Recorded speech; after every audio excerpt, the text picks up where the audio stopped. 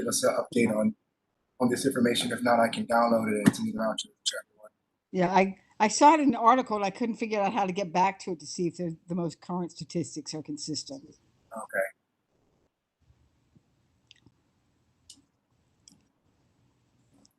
I can't believe we got stuck with WebEx again. I hate it. I know it's horrible. They give it to me every month. I guess land use. We should rotate. Wayne had last month. Mm-hmm. Let's see, NYPD traffic stats.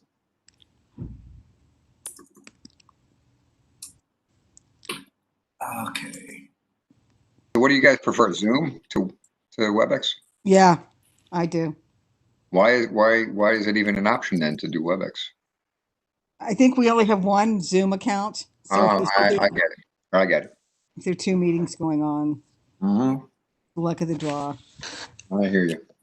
So you were looking at in the 34th.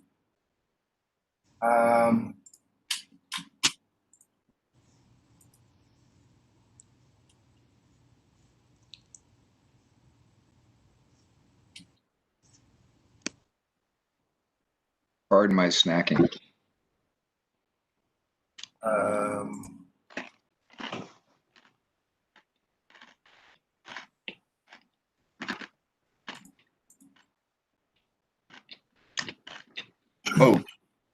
Well, I'm looking at the report now. This is from what you sent us from the 20th.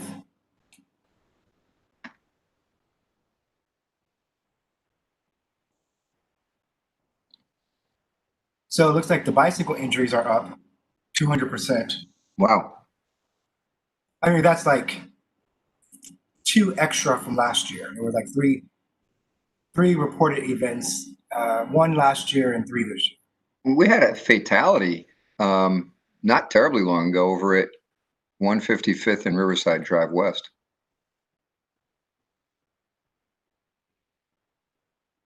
Were they? A youngster got hit by a taxi, and the taxi cab was not at fault, apparently, from what I heard. The kid accidentally darted into the intersection on his bike.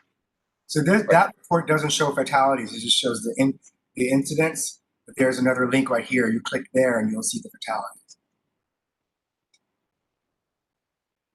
Manhattan North.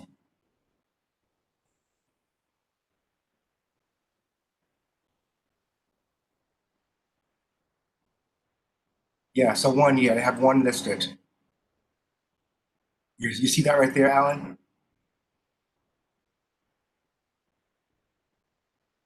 Yeah.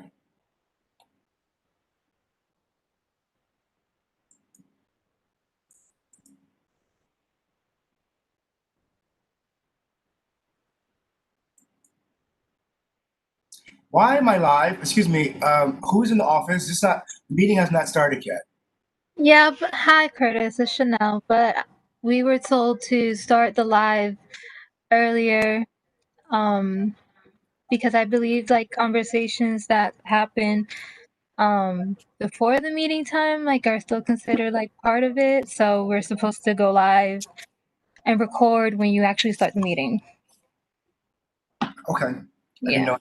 I was sharing my screen. Thank you. I wasn't sharing anything personal about this. But good thing I didn't curse out Sally or Alan. No.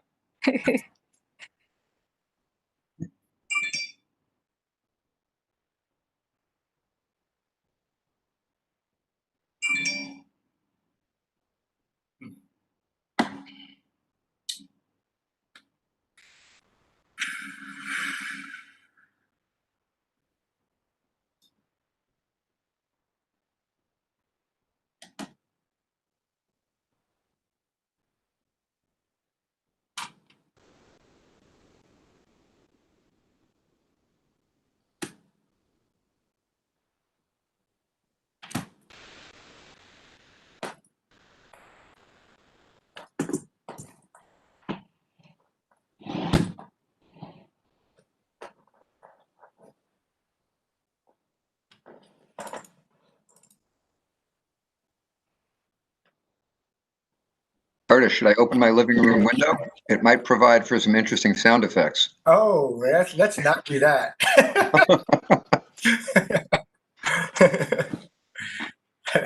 Hi, Mariella. Mariella, is Mariella or Mariella? It's actually Mariela, but Okay. I'm going to work on that. That's my goal for the year. all right. Hi, Nancy.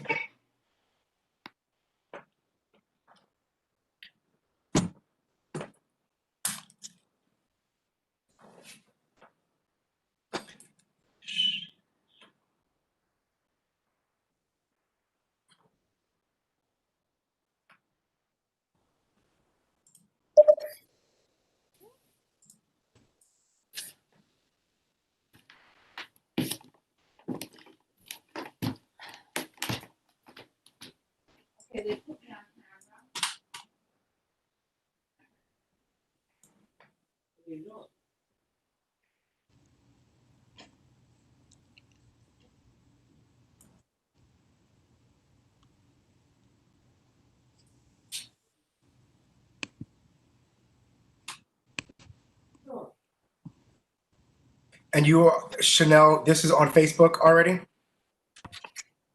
It's on YouTube. YouTube. So this Cisco does not integrate with Facebook?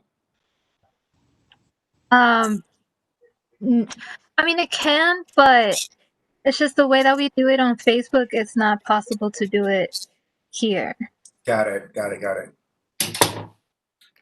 All right. Hey, Danielle. Are you feeling better, Danielle?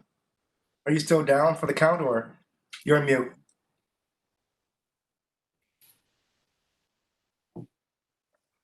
Sorry, what'd you say? Are you feeling better? Oh, yeah. Thank you.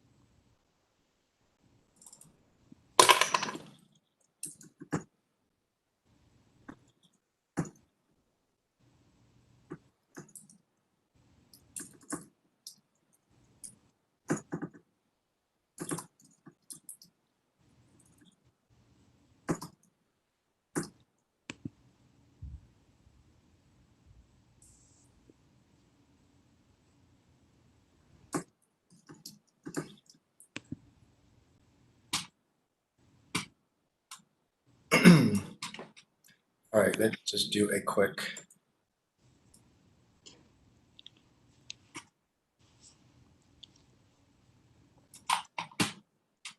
check of our.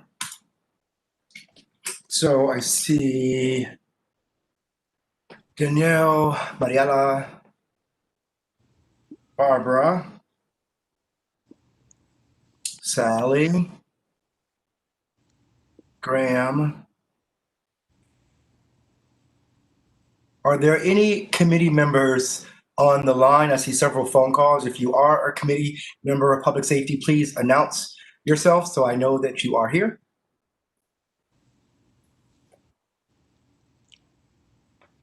We'll give it a few more minutes.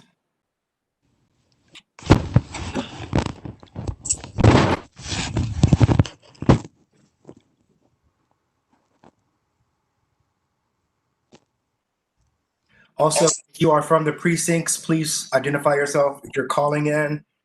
I don't see anyone's name, but I see several phone calls. So if you are on the line from the precinct or the district attorney's office or any other elected officials office, please let me know that you're here. You're here. I see Natalie Espino from Manhattan Borough President's office.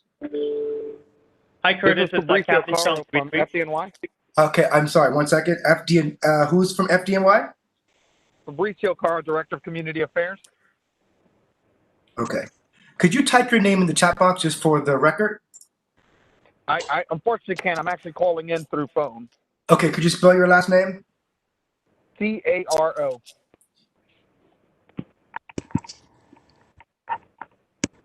Okay. And we have someone from the 33rd precinct. Hi, Curtis. It's Captain Chung, CHUNG from the 33. I'm the XO. Thank you very much, Captain Chong, for joining us. Do we have someone from the 3-4 joining us?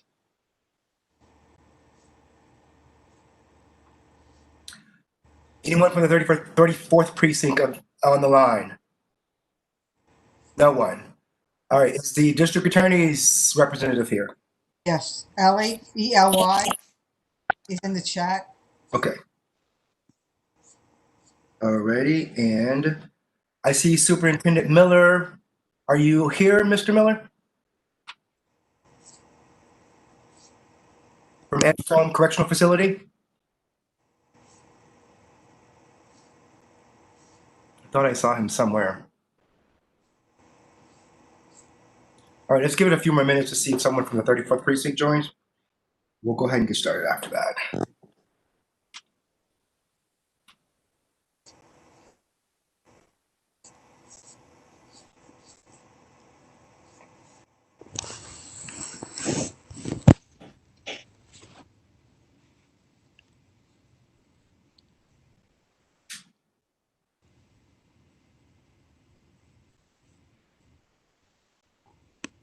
Curtis, I have a question. Yes, I have an answer. This is regarding the budget items. Mm-hmm. Can you just jog my memory? I can't recall. I'm sorry. So all of these items say 2019. Are these modified items, or are these the same items as? They don't look updated, but maybe I'm mistaken. They are not updated. These are the same These are the same items as last year. So our goal is to modify the list if we want to keep them on the list or make edits to them. There was some text I added. You would notice that there's blue font. So I added that to the 311 line item because we've learned over the past few months that 311 does not have a Spanish language option. So I thought after I reread it and hearing the complaints over the past 6 months, I added that as a part of the upgrade to 311, which I think is much needed. Everything else is the same as last year. I did vote a few items that we can discuss to see if they should stay on the list or if there are other items that we need to add. Okay, I guess I just didn't understand why we were ranking them before discussing them and modifying.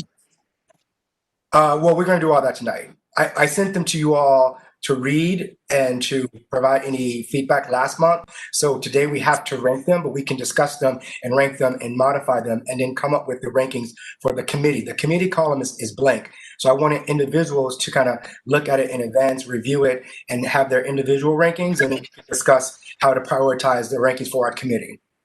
Does that make sense? Yeah. So we have what we submit to Ebenezer is our committee ranking. And that's still blank. Yeah, I guess I just wanted to make sure that we modify these and or delete items. Yep, most certainly. I'm going to do one quick check-in for the 30. It's Captain Chung. I'm sorry. 3-4 just told me that they're having difficulty. They were on, but you can't hear them. Is there any way to unmute them? Curtis, can you hear me? Yes, I hear you. Okay, it's Captain Palmer from the 3-4. How are you? Very well. Thank you for joining. All right, so I think we have all of our representatives. We're going to go ahead and get started. I'm sorry, was that someone saying? Is that someone else from the 3-4? Curtis, no, it's just Captain Palmer. I'm here in my office. We're good. Okay, great. Perfect. Well, thank you all for joining the Public Safety Committee meeting for the month of October. It is 7:10. We are going to go ahead and start our meeting. We are joined today by our committee members. I'll just read your names since that's easier. We have our assistant chair, Jenyo Jotto, Mariela Cruz, who's our committee member. We have Graham Serralo as a committee member. We're also joined by Sally Fisher and Barbara Fraser as general board members. For our we're also joined by a representative from the 33rd Precinct, Captain Chong, Representative Chara from the FDNY, Natalie Espino from the Borough President's Office, and Captain Paulo, right, from the 34th Precinct. And we have Ellie Sylvester from the District Attorney's Office. If there are any others joining us, please announce yourself at this moment. All right, hearing none, our first item on the agenda, I'm just going to put that up for 1 second. Give me a minute.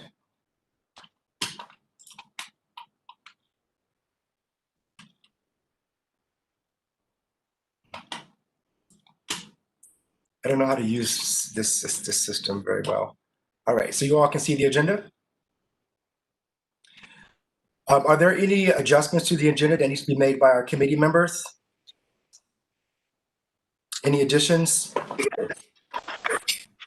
So I did receive a request from FDNY, the community affairs representative, there to go first because there's a conflict. So I'll just move FDNY above NYPD, if you don't mind.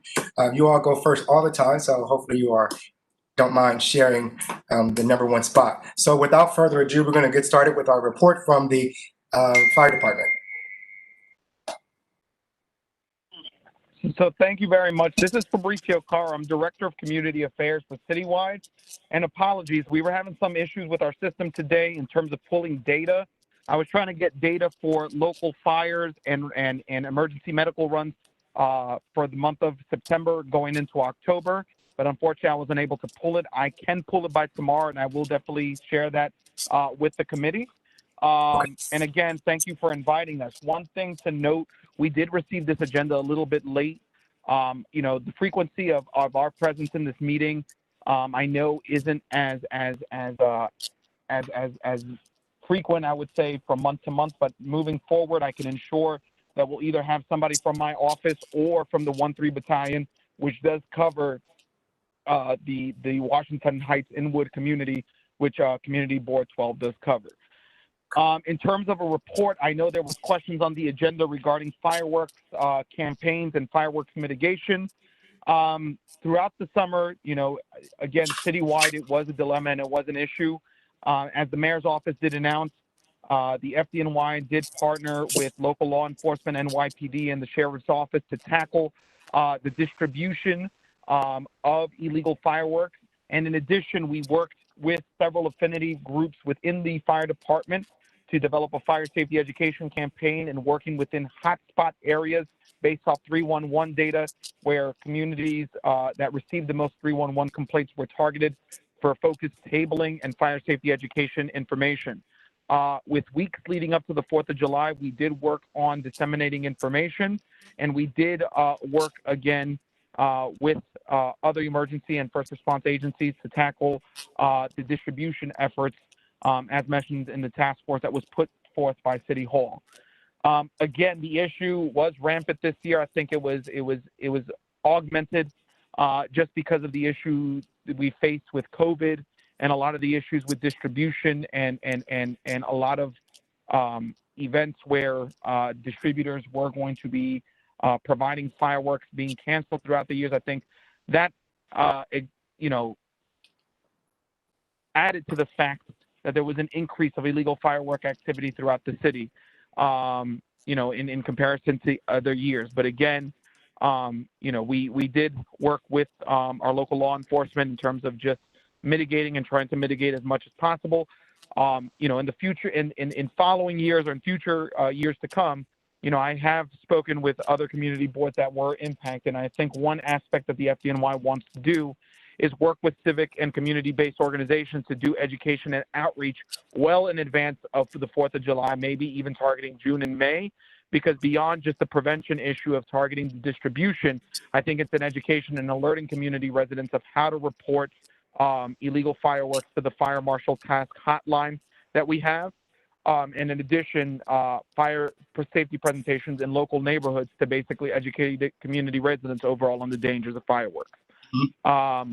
Again, we are more than happy of partnering within the years to come with the community board to basically spread that message in advance and work to basically to mitigate that issue in advance of the 4th of July season. But again, I think it was a different time this summer, especially with the issues that we faced with COVID-19. Yes, and thank you very much for that update. I did attend the 34th precinct last council meeting this past month, and they did speak about the task force. It was very vague, the formation of the task force, who's on the task force, and it seemed to have been a transition of enforcement in the middle or the height of COVID. So I think that made it extremely challenging for people to enforce. Do you think that, so the task force is like 10 people from the precinct. How does the task force function exactly? And who's like the head person in charge of this firework task force? I think I'd have to check with our Bureau of Fire Investigation. I mean, from my understanding, it is our Bureau of Fire Investigation in terms of fire marshals working with the sheriff's office and NYPD.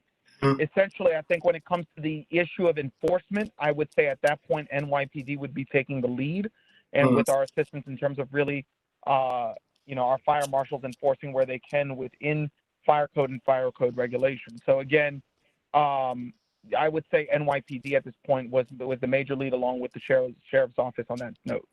Okay, all right. Well, the Health and Human Services Committee are proposing some sort of joint resolution to come up with a plan in advance of next year. And I spoke with Steve Simon, who's the chairperson of that committee earlier today, and he asked me to take some feedback. So I would definitely share that feedback on engaging with civic education as well as CBOs for sort of public education projects prior to the 4th of July weekend. I think that's that's a step in the right direction. Obviously, it remains a huge issue. I'm still hearing fireworks in my neighborhood. Heard some last night, and I think it's completely out of control. I think one of the big issues that we have to figure out is how do you disrupt the pipeline, interrupt the pipeline, because it seems like people are buying illegal fireworks from somewhere, and they can't buy them from New York State. So how do we collaborate with the other states and our nearby states to come up with some sort of comprehensive plan to mitigate the distribution or interrupt the pipeline? Do you have any thoughts on ways we can do? Well, I think that was done this year. Again, it's a tough from year to year, again, when dealing with out-of-state distribution into the city. And again, I don't think I want to speak on behalf of the NYPD, and maybe the NYPD could elaborate, but a little bit more. Okay. But again, I don't want to discredit the fact of what the agencies did in terms of tackling distributors and really focusing on illegal distribution this summer. I think the issue, and we have to continue working collaboratively, is basically the issue of reporting. And again, sometimes reporting is a little tough because I know community residents, we do give out the fire marshal, the illegal firework hotline, right? And there are tips, and as you just elaborated, sometimes community residents do report, and then when people do respond, the issue of fireworks, it may be gone because then the perpetrators may not be there upon arrival at scene, or it may be an issue where fireworks aren't in display then at that point, you know? Yeah. And I think the problem has to deal, like how you said, was with the distribution, and I think that's a long-standing problem that all agencies, when it comes to law enforcement, are really tackling, and they've been, and in my opinion, they've been doing somewhat of a more focused approach, especially with what we experienced this year. I mean, again, how to resolve that, I think, is just educating residents on how to report out on the dangers of fireworks and basically how to work with local law enforcement to really address reoccurring issues within neighborhoods, you know? Yep, great. Okay, great. Thank you so much. I know you have to run, so I'm going to take a few a few hands. I see Sally has her hand up. Are there any others? Please raise your hand okay, Sally. Any other committee members? Nancy? Yeah, I guess my question is, I understand that the mayor wanted to disrupt the distribution into the city, but that wasn't what the issue was. The issue was the point of explosion.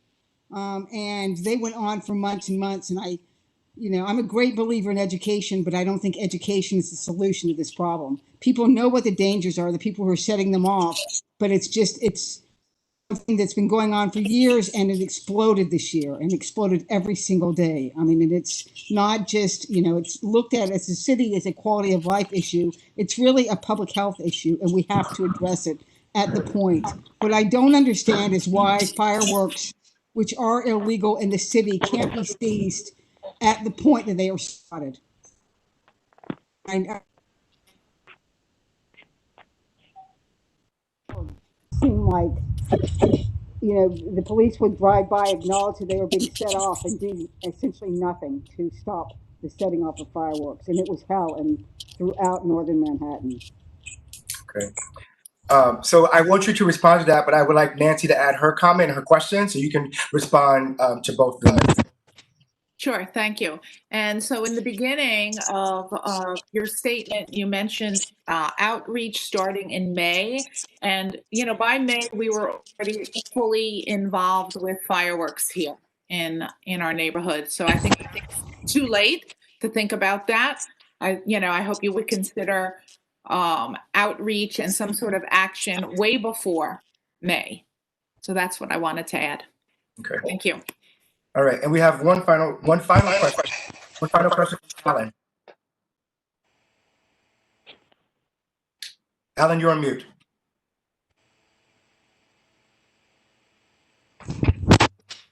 So it's good to be able to be here, and I appreciate the report from the fire department. I would be curious to see if we could get a report that summarizes the interdiction efforts and what successes were had, are being had, and dovetailing some of the other points just made in the earlier questions. I happen to work in the law enforcement community as a lawyer for a long time, and the NYPD might answer this in connection with the fire department, setting up checkpoints at toll areas from neighboring states that can be done on a legal basis, random, but according to a plan, where cars get checked. And that might very well be a deterrent. Okay. I'm curious to hear the answer to that. Thank you. Alrighty. Would you like to comment on that? So in terms, I couldn't really hear the first part because the first member who was asking questions, it got broken up a little. But in regards to education, in terms of advanced, our fire safety education unit that really provides year-round education on all levels of residential fire safety and I guess dangers of certain practices when it comes especially around illegal fireworks. We can definitely work. I think I just put May just because typically when you look at fireworks and historically throughout the year, the months leading up to the 4th of July, usually around May or June, where you see the most firework activity around the city. I mean, if we want to work a lot sooner, I am more than happy that my office would be more than happy of coordinating and working with the community board to identify local partners of who would augment and strengthen that message. So I definitely do welcome that. In terms of the question of checkpoints, and that's a question for our fire marshals and our Bureau of Fire Investigation. I could definitely bring that back and see that that's something of consideration. Of course, they would have to consult with NYPD ultimately if that's something that would be considered. I think, again, their approach, and I would defer to them ultimately on what their approach is and how they tackle distribution and illegal distribution. But I know that's been one of the focal points when dealing with fireworks is really targeting the distributing and the entering of illegal fireworks into the city. Okay, thank you very much. I just want to acknowledge the chat box before you head out. There's one final question from the community, and I would love to get Bernard to pose his question, but I just want to share that Cheryl Miller in the chat box wrote that an apartment was burned out because of fireworks that were shot through their windows. That's a very serious issue, obviously, and that happened, and not just one time in our community. I believe there were several incidents where something caught on fire because of the fireworks. So Bernard, you have the floor. You're the last question. Is this working? Okay. Yes. All right. My question is, 4th of July, I had like a guy setting off fireworks right out in the middle of the street, and also right next to my building. And I called 911 several times, and there was no response at all about fireworks. And besides that, the people that I observed setting off fireworks were grown adults. And I don't see, I would imagine that they understand what a firework is doing. You know, I would imagine that they already know what it does. And education at that point, you know, I maybe educate the community to call in and to, report it as soon as possible. Maybe education for that. I can't imagine education. Anybody who sets off a Roman candle and watches it go up and doesn't think that it could start a fire, I don't know what you could do for that person who's like 30 or 40 years old. I don't know. But anyway, that's my comments. Okay, got it. All righty. So let's see here. I think the question was about the point of explosion. Sally's question earlier that you were not able to hear. Why can't fireworks be responded to at the point of explosion? And that kind of connects to Bernard's issue as well. Do you have any thoughts on what we can do about the point of explosion and tackling the issue at that point? I think it's overall coverage. Again, the issues of fireworks are overwhelmingly high, and especially around the 4th of July. Again, having to deal with issues at the point of explosion to report out. I can't imagine how many units or how many calls are coming in at one time, especially in the neighborhood, where at point of explosion there's a lot of reports going out. That's tough to tackle at that point.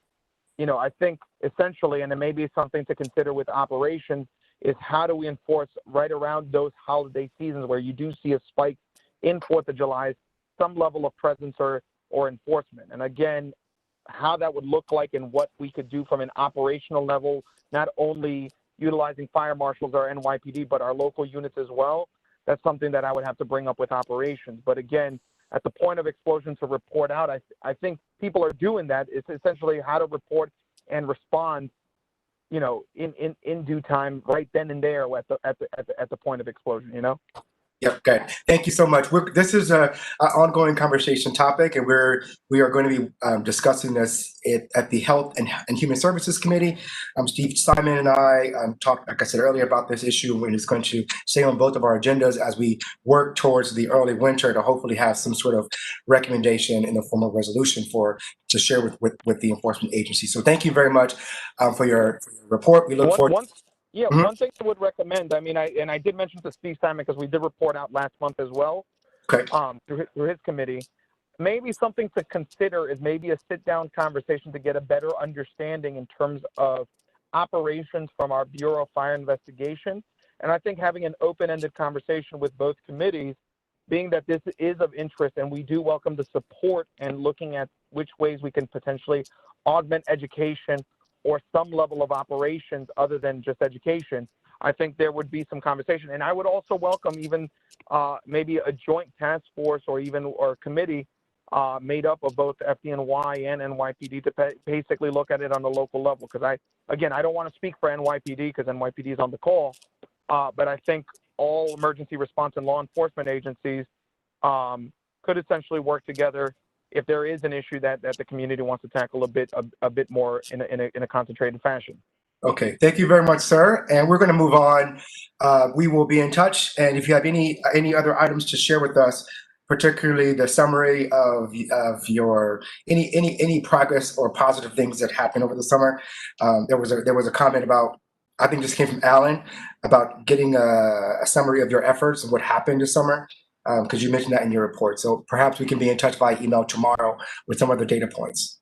So we're going to move on to the 33rd precinct. Captain Chong, you're up next. Hi, everyone. Good evening.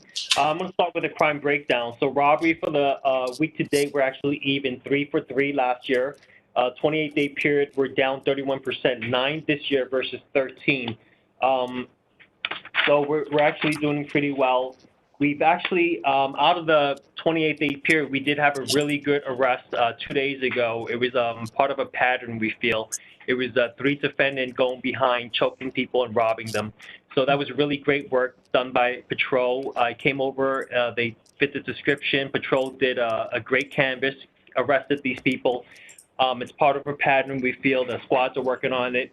So hopefully that will bring some numbers down next for the next 28-day period.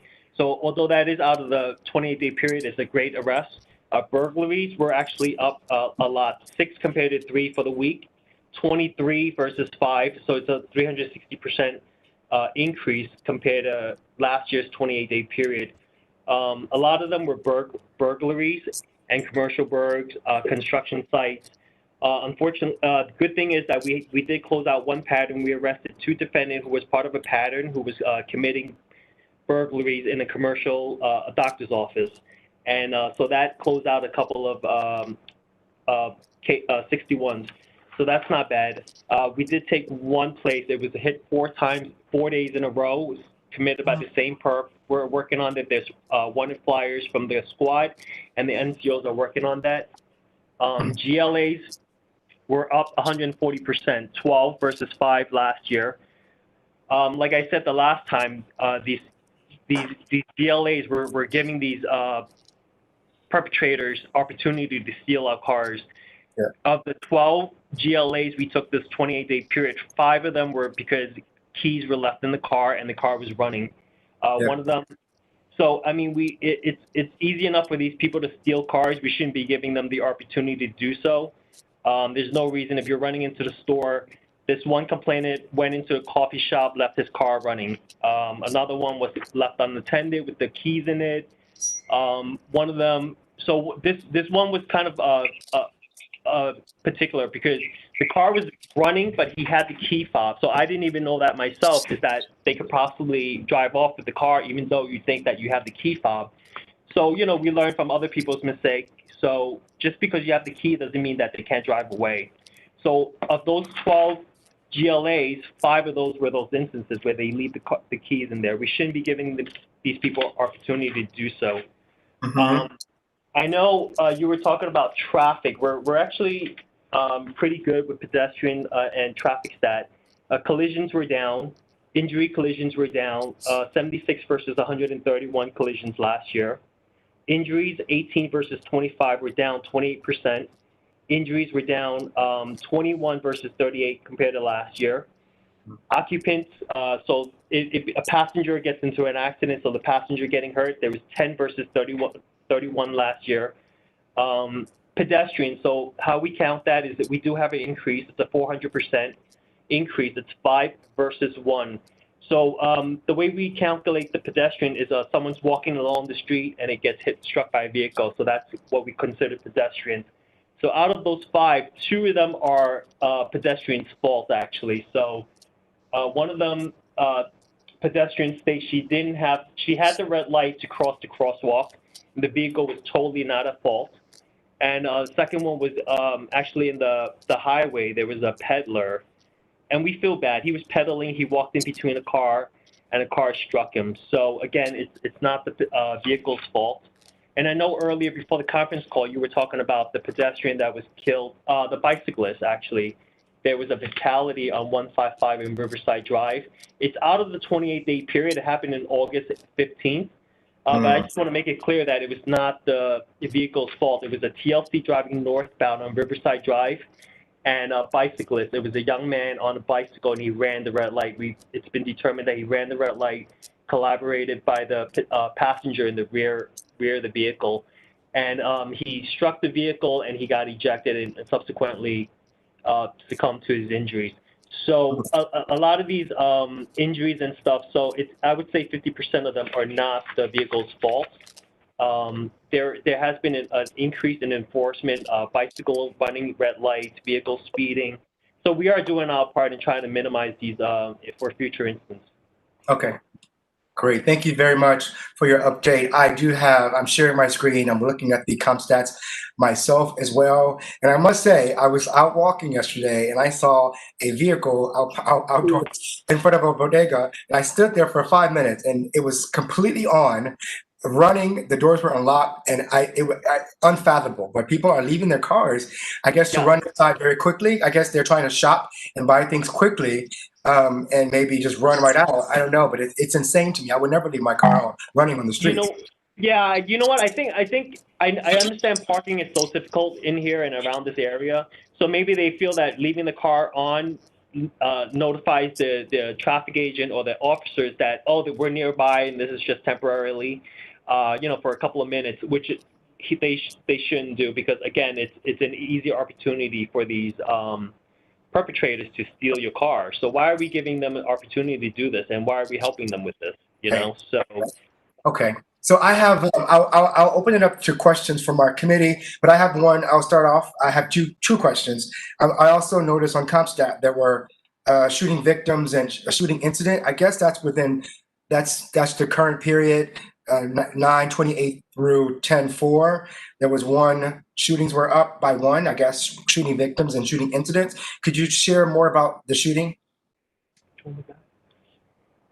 If you have any information. You know what? It's pending. The investigation and the squad is working on the case. Okay, got it. Thank you very much. All right, I'm going to stop sharing my screen.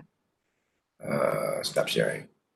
Alrighty, cool. Are there any questions from our committee members at this time for the three? Yes, I would. Curtis, may I speak?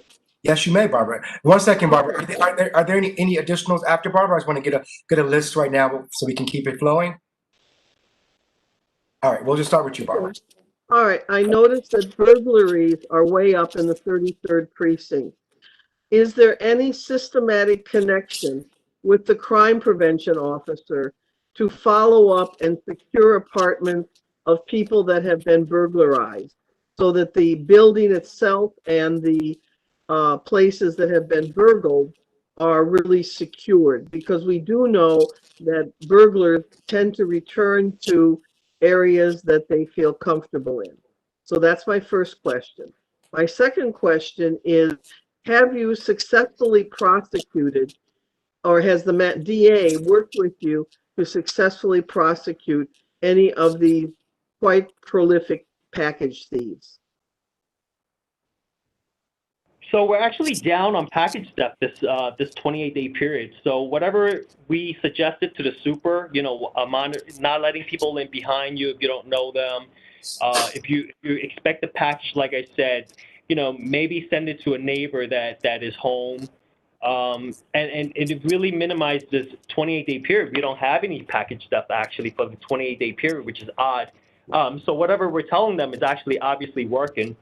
So prosecution, I think I would leave that up to the DA's office. I don't want to get involved with how that part. And we do, unfortunately, actually 12 of these burglaries are up because of commercial burglaries. So again, I'm saying these businesses, when you close up, leave the lights on so it's easier to see people inside. Make sure your windows are locked, your back doors are locked. There is instances where the window is open or it's closed but it's unlocked. Again, we need to kind of, whatever we can do to kind of minimize the opportunity for these people. What I think people don't realize is we do tell them that crime prevention, we do have a crime prevention officer who does surveys for these people. If they want, you just have to request it. It's a free service. The crime prevention officer will come to your residence if you're a victim. You don't even have to become a victim. They could do a survey of your apartment and the building, and they could make suggestions like putting up cameras, changing a different type of law. So we're going to try to spread that news around and let people know that there is a service that not a service, but our crime prevention officer will do a survey for you if you request it. That's good to know. Does that answer your question, Barbara? Do you have any other? Yeah, I just wondered though if systematically, since there are these burglaries, if you initiate on your own that, hey, you were burgled yesterday, and there's the report, because people are not necessarily aware to go ask. I think that you should be proactive and approach the victim of the crime, the bodega or the insurance agency or whatever, and stop by and say, hi, I'm the crime prevention officer. I heard you got hit. I would like to assist you if you would like me to. Here's how I can help you. Mm-hmm. No, And we only have one. That's the kind of community connection we need. What? You have one or two, usually one. Yeah. Well, that's why we have NCOs. I think they do a great job dealing with community. They go out to businesses. They're canvassing for videos. They work really good with and that's the whole program and the concept behind the NCO program is that they work closely with the sector, and these businesses know who they are. So if they need someone, they know who to reach out to. Okay. I think Barbara is trying to say that the crime prevention officer should also be responsible for following up or checking in with those who are victims of crimes. Yes, I understand. I mean, it's just a volume of jobs for one person. You know what? We could probably suggest maybe, I will look into it. Maybe we could suggest training the NCOs on doing it. You know what? That's something I'll look into. That's a great idea, Barb. Thank you. Again, you had 28 burglaries. We're not talking about thousands. We're talking about 28 businesses already in a precarious position. We got here 23, sorry, even less. So that's really one a day for the working days. Come on, it's not that hard. Well, there is other responsibilities that they do besides just going out and surveying. I know that. I'm aware of the many things that are done. I know. I'm the secretary of the 34th Precinct Council. I'm with you guys, but I'm asking you to up your game. Thank you. Thank you, Barbara. And thank you, Captain Chung. Are there any additional questions? We'll take two more questions for Captain Chung. I have my hand up, Curtis. Okay, let me see. Whose hand is up? Cheryl Miller. Okay, Cheryl Miller, you're up next. Okay, thank you. Okay, so I have some things that I would like to mention to Captain Chung while he's on here. Okay, I've been seeing on Twitter, I saw on Twitter the other day that the 34th Precinct has been confiscating the illegal speakers and summoning people. I want to know why the 33rd is not doing this. Also, I want to know what's being done about the illegal dirt bikes and these Back to the Future looking cars that have these illegal speakers mounted on the back of the vehicle. They are illegal. Those cars are illegal. They're riding around. They have no plates on them. The dirt bikes have no plates. And when those cars go around with those speakers, my whole apartment is rattling like it's like an earthquake. It's ridiculous. And as you know, Captain Chung, Morgan Stanley Children's Hospital is right across the street from where I am. And this is a hospital zone. They are not by law supposed to be doing that anyway in a hospital zone. And then I'm not going to stay on very long. But this is not a quality of life issue, as a lot of people keep saying, the police. It's not a noise issue. This is reckless endangerment where these cars are drag racing. The woman that was hit the other night was right around the corner from where I live. And somebody eyewitnessed it and said that there was two cars drag racing. One that hit the woman, jumped in front of the other vehicle, swerved, hit the woman, and just kept going. I don't know what the condition of the woman is. I pray she's alive. She's not in grave condition. I want to know what's going on with these drag racers. It's like they're doing this with impunity because they know that the police are not doing anything. Okay, this is reckless endangerment, and this is against the law, is a law. And also, I'm seeing Commissioner Shea and Chief Terrence Monahan posting on Twitter other precincts that are giving out summonses to drivers that have these loud altered mufflers. Why are the precincts here not doing that? The precincts do not work independently of each other. The precincts are supposed to be doing the same enforcement, all the precincts. One is not independent of another precinct. And we have a serious issue up here. I don't know where you're at with these dirt bikes. I understand, I've been told a million times, as I'm sure a lot of other community members on here have been as well, been told, the police can't chase them because it's going to endanger the pedestrians. I want to know how is riding on the sidewalk, jumping red lights, and all of that, how is that any less dangerous to pedestrians walking on the sidewalks? That's All right. So I think That's all. Cool. Thank you so much. I think we got to just your question. Do you want to respond? This also kind of connects to the 3-4. So you want to take a stab at this, Captain Chung, before I move on? I do understand because we do get a couple of complaints about this, so I do feel your frustration. We do try our best. Couple? A lot of times we get these calls, and by the time we get there, we feel that a lot of these speakers are coming from vehicles. So by the time we get there, the vehicle has gone and have left the scene. So it's very hard to track down these vehicles and the speakers. As far as the illegal dirt bike, it's pretty much impossible. By the time we get there, they're gone. They're probably 10 blocks down or whatever. So again, I think that's my explanation. I drive around myself even, and I never witnessed any. I'm not saying it's not out there, but again, they move around and they maneuver. I'm hearing them every night, Captain Chung. I don't the dispute meeting it. was starting, I'm hearing with my windows closed, an air purifier and an air conditioner on. Yeah. And I'm hearing them zoom, zoom, zoom, zoom, zoom. Yeah, I don't. Zoom, Well, zoom, again, zoom, that's zoom. what I'm saying. I don't dispute it that it's not happening. I'm just saying that by the time the police officers get there, they're not at the scene that they were dispatched to. So then speed cameras or speed bumps then should be put up. Okay. Well, that is something that we have to address at the city level. That's not something the precinct can Ma'am? install If themselves. I could chime in, please. This is Captain Palmer from the 34th. Palmer. Okay, Palmer. Yes, please go for it. I can assure you, we are very aware of the active and reckless behavior with these ATVs and dirt bikes that are out here almost on a daily basis. However, the most, it's NYPD's policy that we do not chase, we do not chase motorcycles and or cars. And the reason being is that the underlying and most important thing is public safety.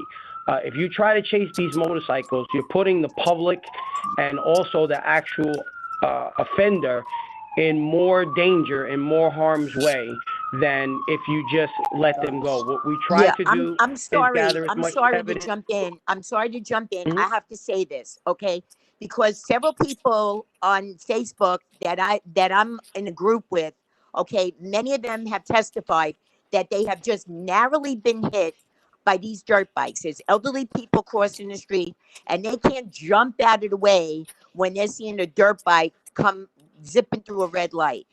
So I'm sorry, No, ma'am, I have to disagree with that. I understand that completely. However, if you chase this motorcycle with a police car with lights and sirens, it's only going to cause them to drive even more What is the recklessly. remedy? Okay, can I stop for 1 second? Could we please allow the officer from the 34th precinct to complete a statement before we have any follow up? So, Sure, okay. Thank you so much. Sure. Okay, so again, this is Captain Palmer. I will say what we do is what we try to do is we try to, as best as we can, gather as much intelligence about the groups as we can, including body-worn camera video and or Argus camera videos or any other video that we can get so that we can identify these perpetrators and arrest them at a later time when it's safe or when we'll put alarms out on them personally so that if they encounter the police at a later date, we know we have an open case against them for reckless endangerment, for operating these vehicles in a reckless manner. And as best as we can, we try to target, especially when we have the large groups, we try try to get aviation in the air to be able to follow them, because these motorcycles and ATVs are being stored at storage locations.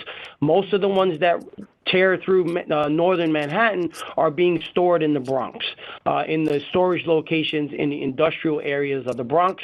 So what we try to do is try to get video and or aviation to follow them where they're stored and get warrants to enter those locations and confiscate. That is the safest way, outside of putting the public in enormous harm. I've myself tried to pull over motorcycles, and even more recently, the vehicles with the paper plates that we know are all, a lot of them are fraudulent, and it's just going to cause them to run and drive even more reckless. And I've seen them narrowly miss pedestrians and either other vehicles at extremely high rates of speed. So it's just too risky, and it's just NYPD's policy that we do not actively chase or pursue vehicles. Yes, thank you very much. That is always, that's the policy. And I want to move on from this particular. Thank you for clarifying that. Thank you so much for being patient. We're going to move on to Alan. Are there any other committee members with questions? I didn't get any hands from the committee members. If so, please raise your hand so I can call on you. Alan, Mariela first, and then followed by Alan. No, it's more, is Captain Palmer going to give a report for the 34th precinct first, or are we going to continue? Yeah, we're gonna get a more detailed report from the 3-4. Alan, you want to after this next question? Alan is in a 3-3, so I'm assuming this question is for the 3-3. Alan, correct? Well, actually, it's addressing both captains, who I appreciate being on the call and filling us in on what their frustrations are and the work that they've done. Captain Palmer, thank you for sharing the police strategies that you've been trying to employ. I understand not chasing, fleeing vehicles and the danger with that. You raised, your last point was that aviation has tracked these vehicles that you know have been committing crimes to warehouses in the Bronx. So I'm curious why, and maybe that you can answer this in connection with the DA's office, why not obtain a search warrant and obtain all the data that's on those vehicles that would identify them and perhaps identify the owners, subject to creating a situation where they could be seized and confiscated. Secondly, I do understand tasking issues, and I'm wondering, and this is probably a longer answer somewhere down the road, but I think it'd be worthy of considering task force, whether it's a joint task force with the state police, with unmarked cars. When these guys are getting reported traveling north at 155th Street on Broadway, and you can activate a task force to 165th Street, and as they approach, they're blocked. Then they have nowhere to go. Then they have to stop, and then you can do your police work. And the beauty of this is, and this was going to come up later, so I'll get it out of the way now for both captains. The beauty of stopping these guys, whether it's on a motorcycle, an RV, a dirt bike, or in one of these hopped up cars that are out. I've been listening to them in the background during this meeting. I'm at the Grinnell, and I can hear them out on Broadway, just over on Riverside Drive. But when you stop them, you're going to find people driving without a license, driving with a suspended license, people with bench warrants. You're going to be able to look in the window, and this is beautiful because it's not stop and frisk. These are legitimate stops. There's not going to be any questions. Cop shines a light in the window of the car, sees contraband, and now you have a different kind of arrest. There are ways, and I'd be happy to. I've worked in the courts 30 odd years, longer than I care to admit, but I know what you guys can do and what you can't do. So I can appreciate when you say you can't chase people. I agree with that. But there are things that you can do, even if you have to connect with other law enforcement agencies to make it work. And then it's a win, win, win, win. And I'm just curious what your off the cuff response to what I'm saying is.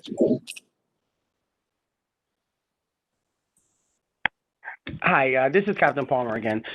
We try to implement and as you know, the geographical characteristics of the 34th precinct is we have the bridge going into the Bronx at 225th Street. We have the bridge in that goes into the Bronx at 207th Street, and then we have the bridge into the Bronx at 181 Street. And then you have the north and south avenues that lead from the 3-3 into the 3-4. Right. This past summer, we tried to implement, at least I did in my command, we tried to implement a dirt bike ATV strategy, whereas when we saw these large groups of ATVs and motorcycles coming through, and I mean 100, 150, 200 motorcycles, what we immediately did was, I kind of spearheaded it and we shut all the bridges down. Okay. Mm-hmm. And that was to try to box them in, just as, as you're suggesting. What we have learned is that these dirt bikes will go anywhere and everywhere to avoid, being pursued, that our vehicles cannot go. So, when I spoke to, the chiefs at Patrol Board Manhattan North, their advice was that they know and they can see, they review body cameras, and they can see how, these motorcyclists are more and more reckless as we try to box them in. We just don't have the resources, the amount of vehicles, and just to be able to kind of lock them into a location. And then it turns into, we chase them out of the 3-4 into the 3-3. And from the 3-3, then it goes into the 30th precinct, and so forth and so forth. So in the abundance of safety, it sounds great on paper, but when you have 100 motorcycles driving around cars, through cars, on the sidewalk, it's just inherently too risky for us to take that liability to say that this person is such a menace to society that we're willing to put others in that grave of a risk.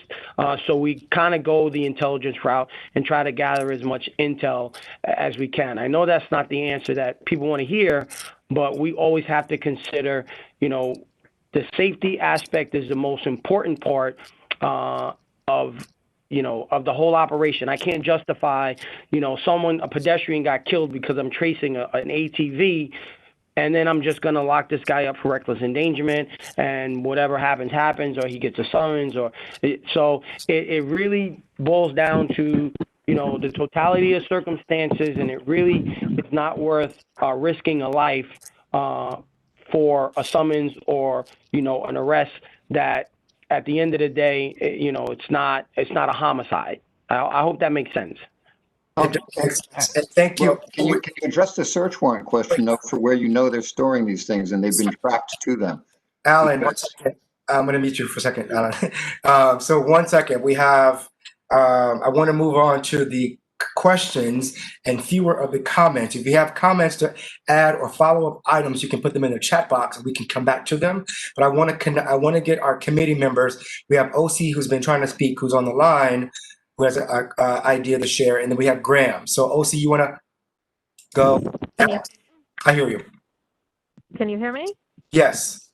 Okay, awesome. So I have a few points. I'm sorry, I tried to raise those points before, but I was unable to speak. So first, there are ATVs stored in the Home Depot facility in Riverdale. I think it's 230th or 31st Street.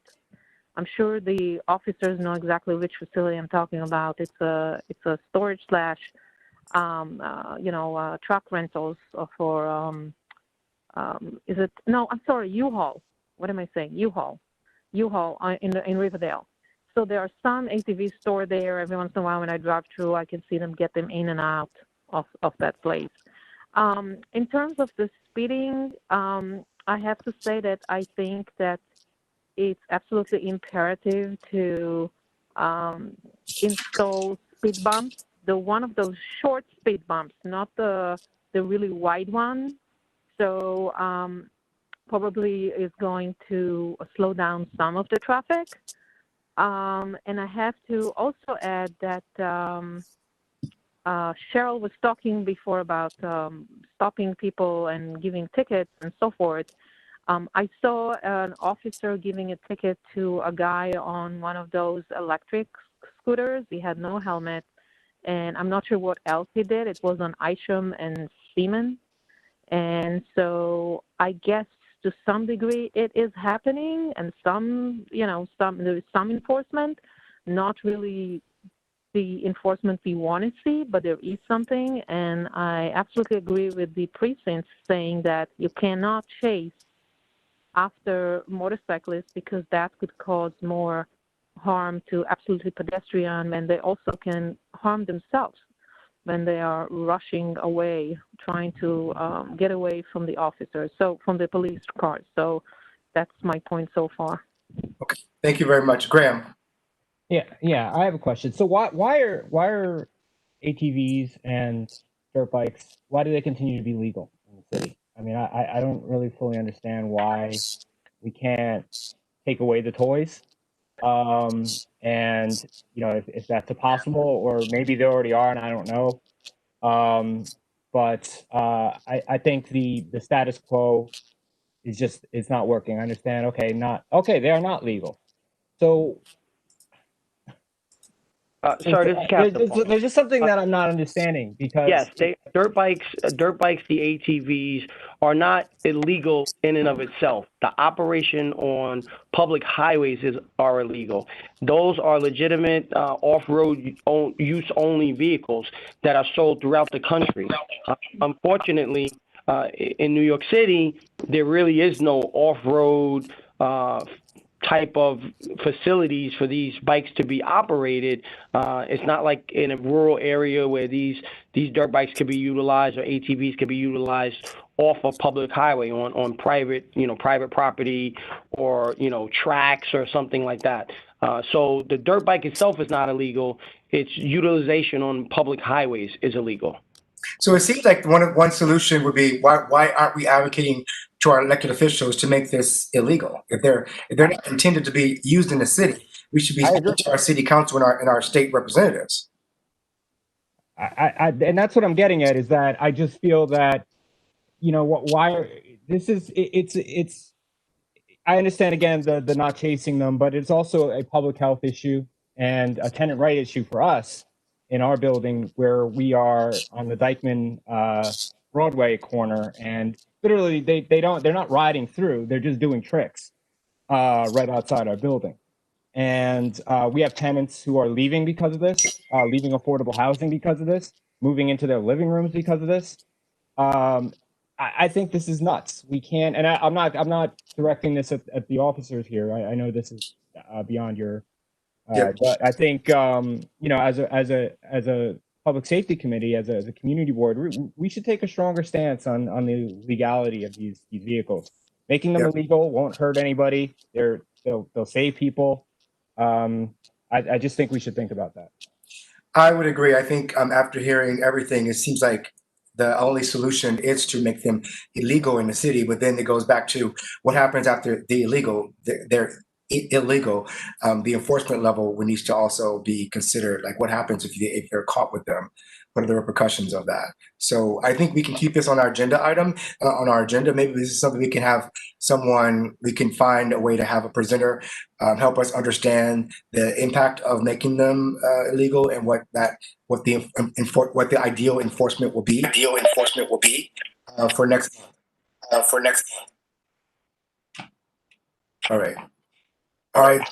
Are there any questions?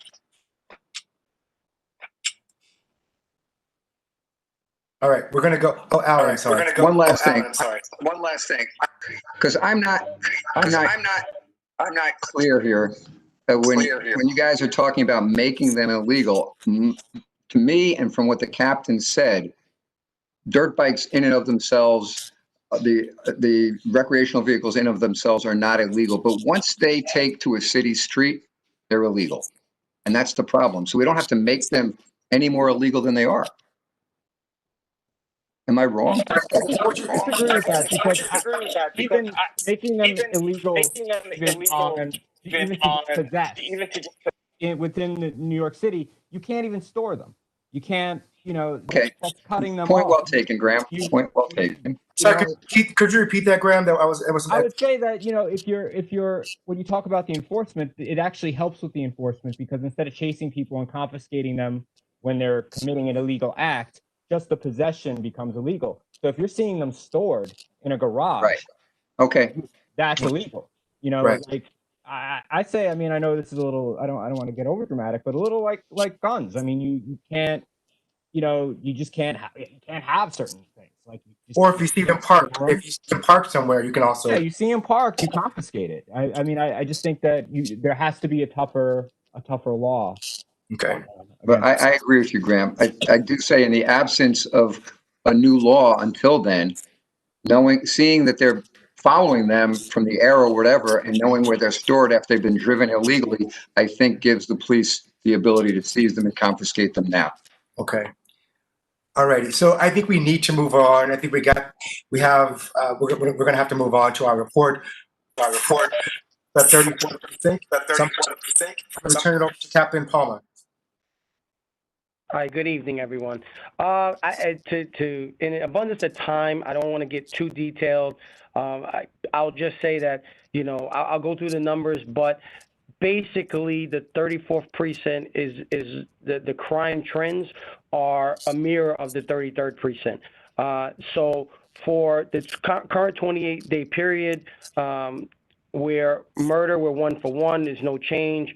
Rape, we're down 33%. Robbery, we're down 13%. Felony assaults, we're slightly up, 16 versus 13.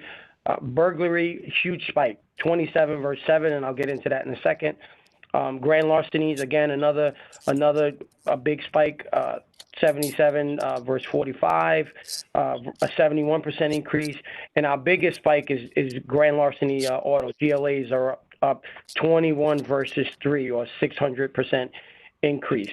The burglaries, I almost can say mirrors the 3-3. What we're seeing are the exact same issues: construction sites, windows where people of not windows, doors at residential buildings where people are going in and going into the basement and stealing tools.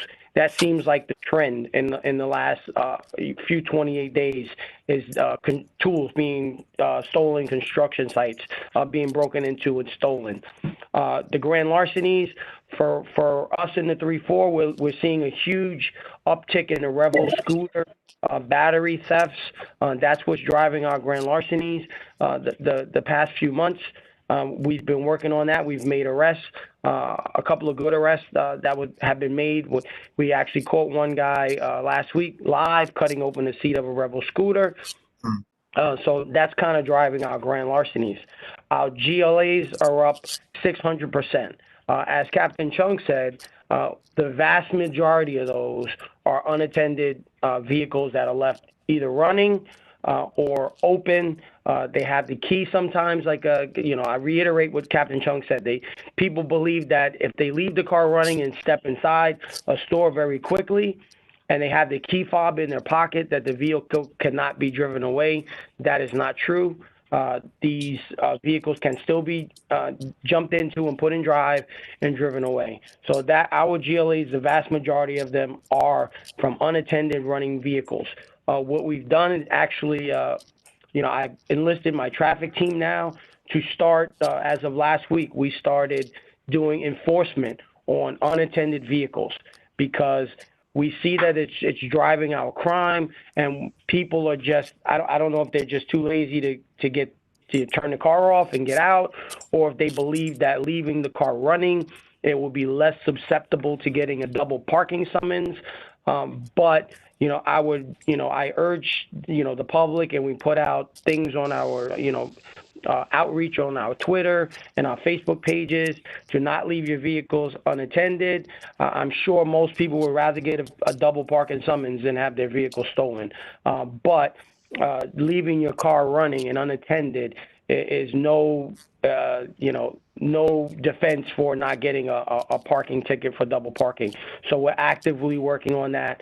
We see these cars all the time. They're being jumped into and driven, and they leave the Manhattan, the 3-4 precinct, almost immediately. They go over the bridge into the Bronx, or go south out of the 3-4 into the 3-3. So we've been aggressively trying to enforce these unattended vehicles by issuing summonses. Quickly, in the traffic area, we've seen a drastic reduction in accidents this year. For the 28-day, we're down across the board in all categories of collisions except for bicycles. And all of these instances, of bicycles, they are the actual bicyclist's fault. It's usually, in most cases, not the motorist. Sometimes it is, but usually it's the bicyclist's fault that they're, you know, they're just not following traffic rules, which they're required to. And we just had a small uptick for this 28-day. But year to date, traffic wise, we're down in every category of collision so far this year. A large, you know, what I really concern myself with the most is the pedestrian collisions.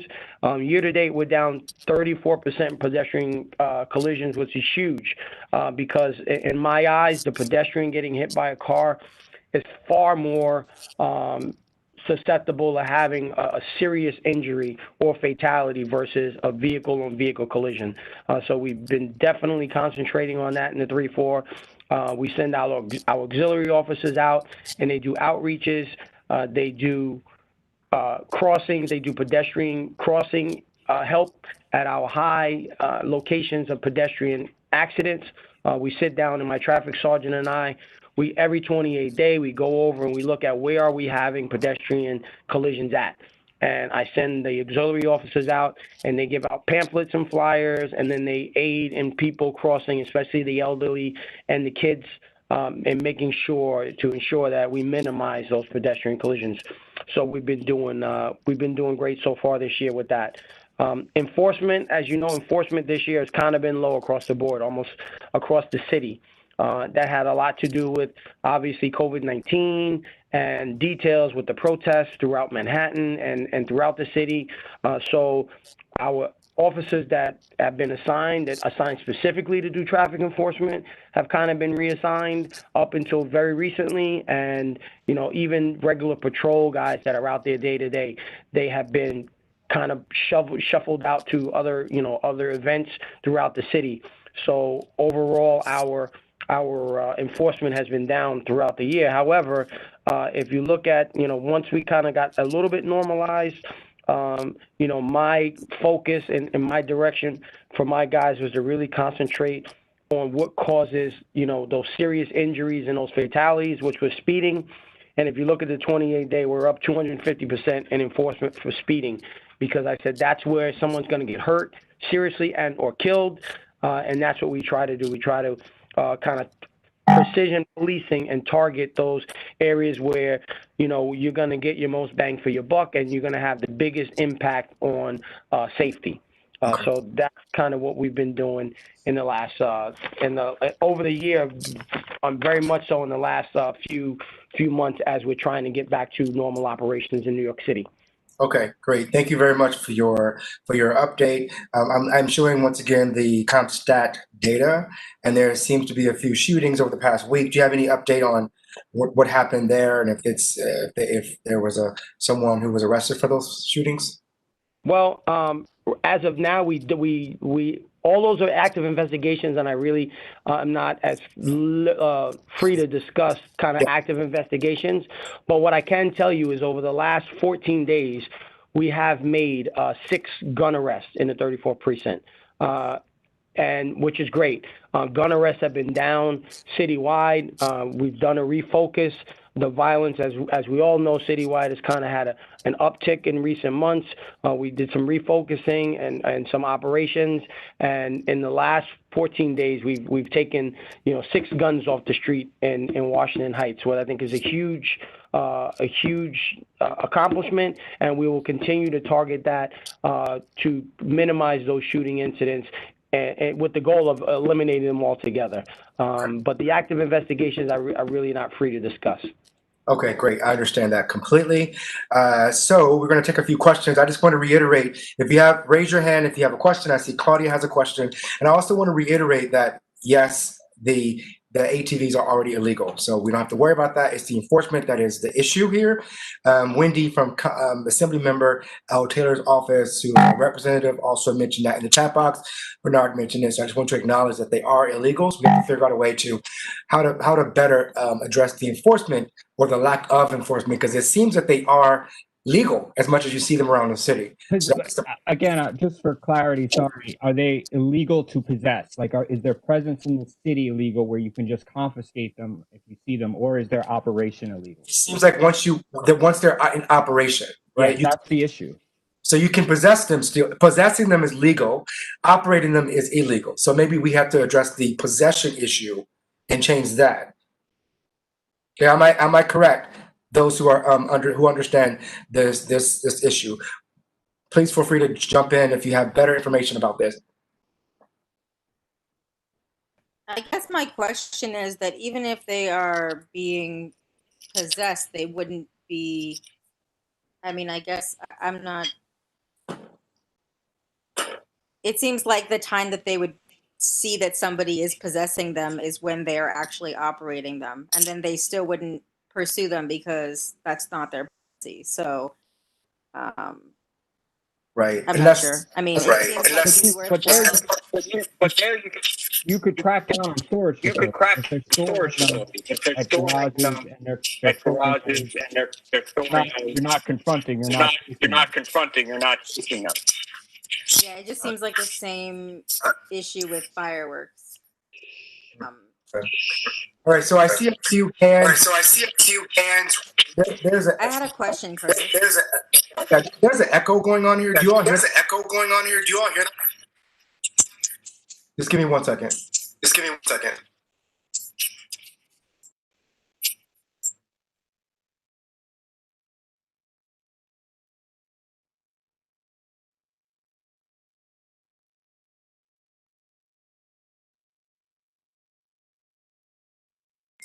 Sorry, Danielle. Yeah, I had a couple of questions for the officer. Sorry, can you remind me his name?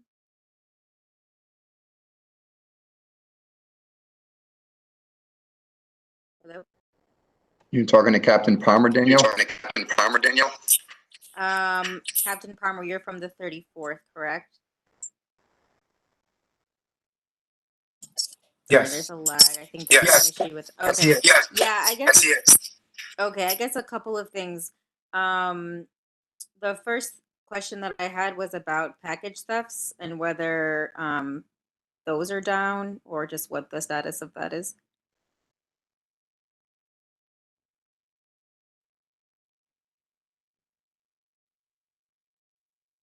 The package thefts. Recently, a lot of supers have gone through with our this echo is throwing me off. I apologize.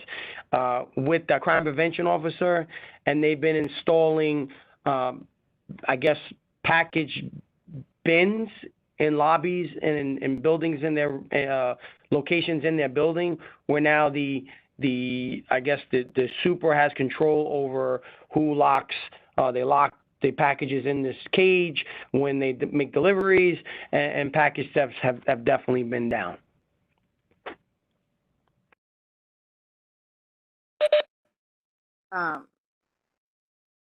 Thank you for that. Yeah, that sounds great that some supers have obliged. But what would you say for buildings? For example, my building has had, and I've personally experienced probably 90% of my packages being stolen, but our building continues to to indicate that they're not going to do anything about it and that it's our responsibility. So I'm just wondering what mechanisms you have. And I've asked this before on previous calls, but do you have a mechanism to sort of force supers to install these boxes if they're buildings that have been identified as high crime or buildings that have been targeted? Well, I would encourage your super to to reach out to our crime prevention officer, and we can discuss what we believe is, and they will go through your building and do a survey and give suggestions and recommendations on how he can harden that building to make it less susceptible to someone coming in off the street and stealing packages. It's also, you can do some education. The super should be doing education in the building to say, hey, if someone doesn't live here, you don't recognize someone, just don't let them in. And I will tell you from personal experience, with 25 years in policing, if I need to get into a building in a hurry for an emergency, I'll hit every button on the panel, and sooner or later someone's gonna just open the door without even knowing who it is. So a lot of that is educating the residents to say, hey, if you don't know that person ringing your bell, don't just arbitrarily open that door and just hit the button to open the door, because you don't know who's on the other line. It could be such a simple thing as stealing a package, or it could be someone that has an order of protection against someone in a domestic incident, and they're coming up to do harm to someone. So it just behooves us, all to say that let's have, better practices in what we do, and not just arbitrarily open doors or allow people to come in when we don't know who they are or what their status is in the building. So that's just, one way. I mean, if you want to come down or have residents come down into the precinct, we can make an appointment with our crime prevention officer and discuss things specifically for your building that works for you, because every building is not the same. The layout is not the same. The entrance and exits aren't the same, and your access control in and out of the building is not the same. So we could take a hard look at that and say, this is what you should work to improve. Yeah, I guess it just seems to me that the most effective strategy would be sort of, I don't want to use the word forcing, but in a way forcing the supers to comply with your recommendations, because I think you can do education, but I think that but sometimes people are still gonna, if you're being polite, you're walking into a building, you're not just gonna drop it on somebody who's behind you. And so that person could potentially be, somebody coming to to take the package from the lobby. And like I said, I've personally had multiple packages stolen, and I've watched the video with my super, and the individuals have come in at different hours during the day, in the evening. And so I just think, I don't know, to the extent that you can sort of force, for lack of a better word, the supers to comply with the recommendations, I think that could be helpful. Someone in the chat box, Alan, who's in. Wait, I'm gonna meet you, Danielle. Okay. I think you have an echo. All right. They're just reading a few comments. Someone said you can sue the landlord. Some say that it's an issue between the landlord providing funds for the super to secure the building in a more efficient way. So those are just some of the comments in the chat box. So we're going to move on to, I believe Barbara is next, followed by Mariella. Barbara, unmute yourself, please. Am I unmuted now? Yep. Yes. Okay. Yeah. Hello, Captain Palmer. Good to hear from you again. This is Barbara Frazier. Hi, hi. Yeah, a few comments to make. One, there's again begun these abandoned cars and cars that only have little paper plates on them, or plates that are kind of being rotated among the same cars. The usual spots up at around 218th Street, Hillside Avenue, Bogardus, and so forth. So again, I assume that these are either stolen cars, cars from dealerships, whatever, but again, taking up numerous parking spaces. People have been, noticing that and or that they have seems to be fake tags on them and so forth. Are you aware of that? Yes, Barbara. As a matter of fact, we're planning another operation like we did the last time. We had to kind of take a back seat to that, obviously, because of the issue with resources and COVID-19.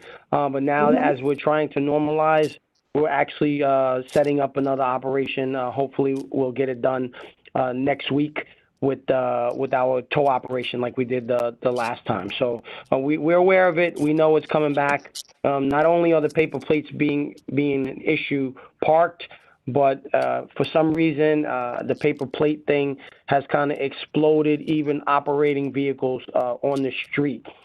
So what we've done is actually last weekend we did a paper plate kind of, for lack of better terms, initiative, and we kind of, I don't want to say targeted to paper plate, because a paper plate in and of itself is not illegal. We did safety checkpoints in which we had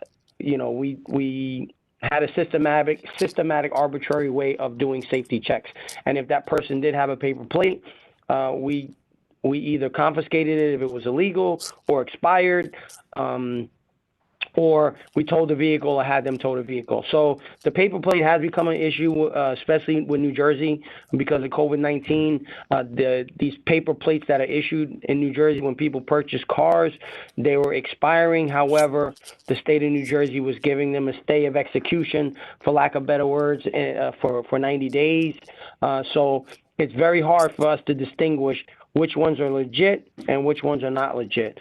So we do have a hotline to New Jersey State Police where we can kind of validate or check to see if those paper plates are legitimate. And if they are not legitimate and they're fraudulent, we're arresting the operator for possession of a forged instrument. And if they are just expired, they kind of get a pass from New Jersey, because New Jersey's processing of license plates and registrations were severely delayed for COVID-19. Thank you. Mariela, you're up next. I had a couple questions, Curtis. Okay. I had a couple more questions. Okay, got it. Go for it. I'm trying to get us out of here by 9 o'clock, so go ahead, Barbara. 2 more questions. Okay. Next, there has been numerous retirements in the NYPD, and also this budget decrease has kicked in. How much is the decrease in staffing in the 34th precinct over a year ago and 2 years ago? Your overall decrease in staffing?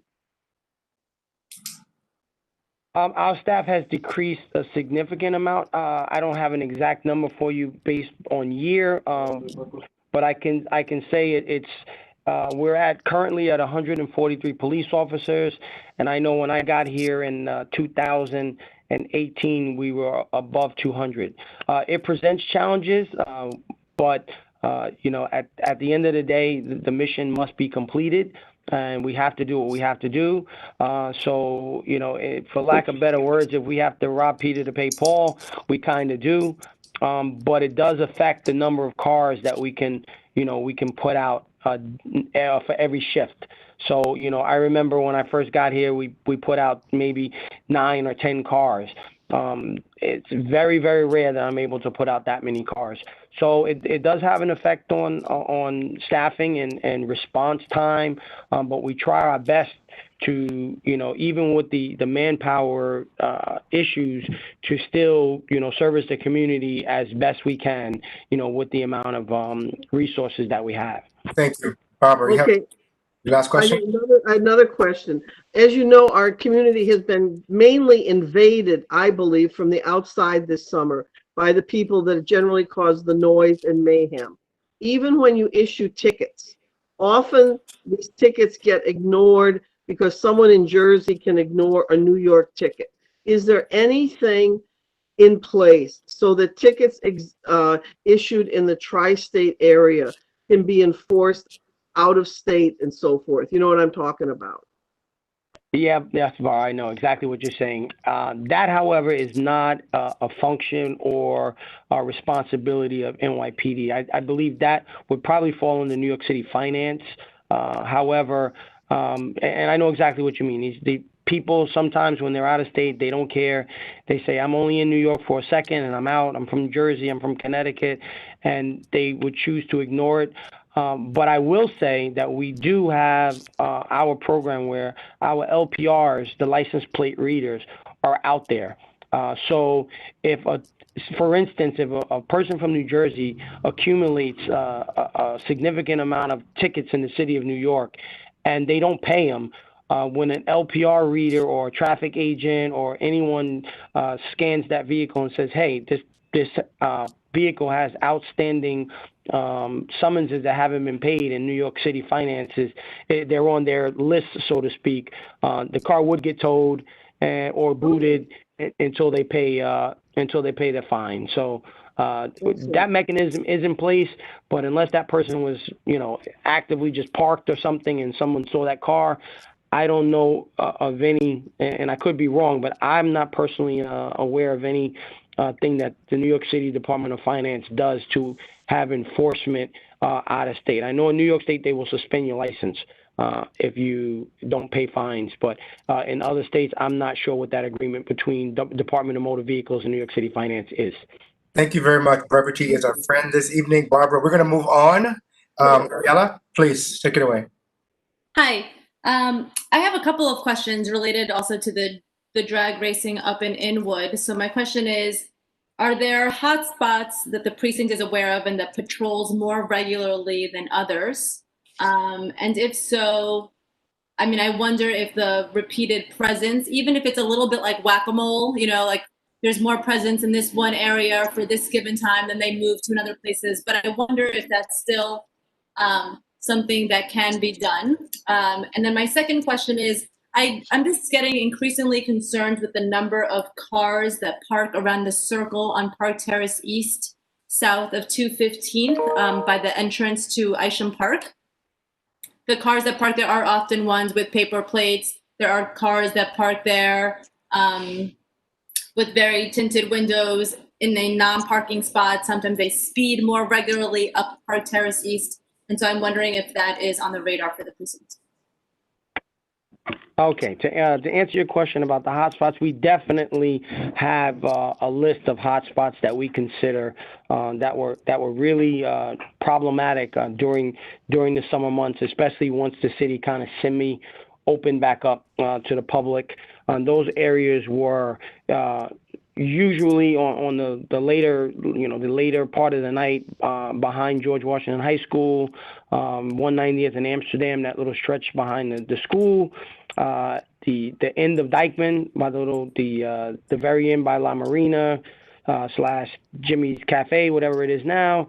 That was kind of an issue, as well as 9th Avenue on the dead-end streets, 202, 203, 204, 205. What we did during the summer months when it was warm and hot outside, and they literally set up pop-up parties, we changed the shifts of 6 officers and made them kind of a de facto response team. And what they did was basically babysit those areas because those were our hot spots. Those were the areas where we received the most 311 complaints for noise and drag racing and just typical lawlessness. And when we implemented that, the complaints reduced drastically. My special operations lieutenant, he personally supervised those 6 officers, and he went out there and he visited those locations himself personally. I personally went out to especially 202, 203, 9th Avenue, those dead-end blocks right by the water. And like you said, it's 100% whack-a-mole. You know, they're going to move from one place to another. You know, unfortunately, as Barbara was saying earlier, with the resources, we can't put someone, a stagnant post to guard a dead-end block so we don't have a party. We can't put, a cop at every intersection. However, we try to, as best as we can, between answering the emergencies, send people to periodically check on these locations throughout the night and shoo people away. I'm never one to say I push my problem on someone else, but my border stops at the bridge. So if they decided to go over into the Bronx, that no longer becomes my problem. But in all seriousness, though, it helped. It worked, and we continue to do it throughout the whole summer. And now we only most recently stopped it to reassign those guys. It's getting colder. We didn't see the need for it anymore on a nightly basis. Now people are kind of, school's back in session. It's getting cooler at night. We don't have the speakers and the parties, the pop-up parties like we had, say a month and a half ago. So, that's that. Your other question on about Isham Park over there, we have not been aware of any issues over there. I was not aware that there was a huge issue. If there is, I will send my Sector David over there to check on it. Unfortunately, the paper plate in and of itself is not something that we've discussed that with legal. That's not probable cause to take any kind of action unless we see something else going on with that vehicle. So, I mean, it bears taking a look at it and say, hey, what do we see? Is it affixed properly? Is it in the proper location where the plate is supposed to be? If it's taped inside the window, maybe that's another story. That's not where it's supposed to be. Maybe we can dig a little deeper into that. But just the mere fact that the car has the temporary paper plate is really not enough for us to really start digging into that car. But I will definitely take note of that and make sure we have maybe some enhanced patrol over there during the nighttime hours and see what's going on. Thank you very much. Our next question is from Nancy Preston, followed by Claudia. Claudia. Okay, thank you. Hello, Captain Palmer. Good to have you. Hi, Nancy. How are you? I'm good, thanks. So my question is about, there was an incident that happened at Taboo on Monday night where there was a fight. And, so let me just to explain. So Taboo is on Dyckman between Seaman and Broadway.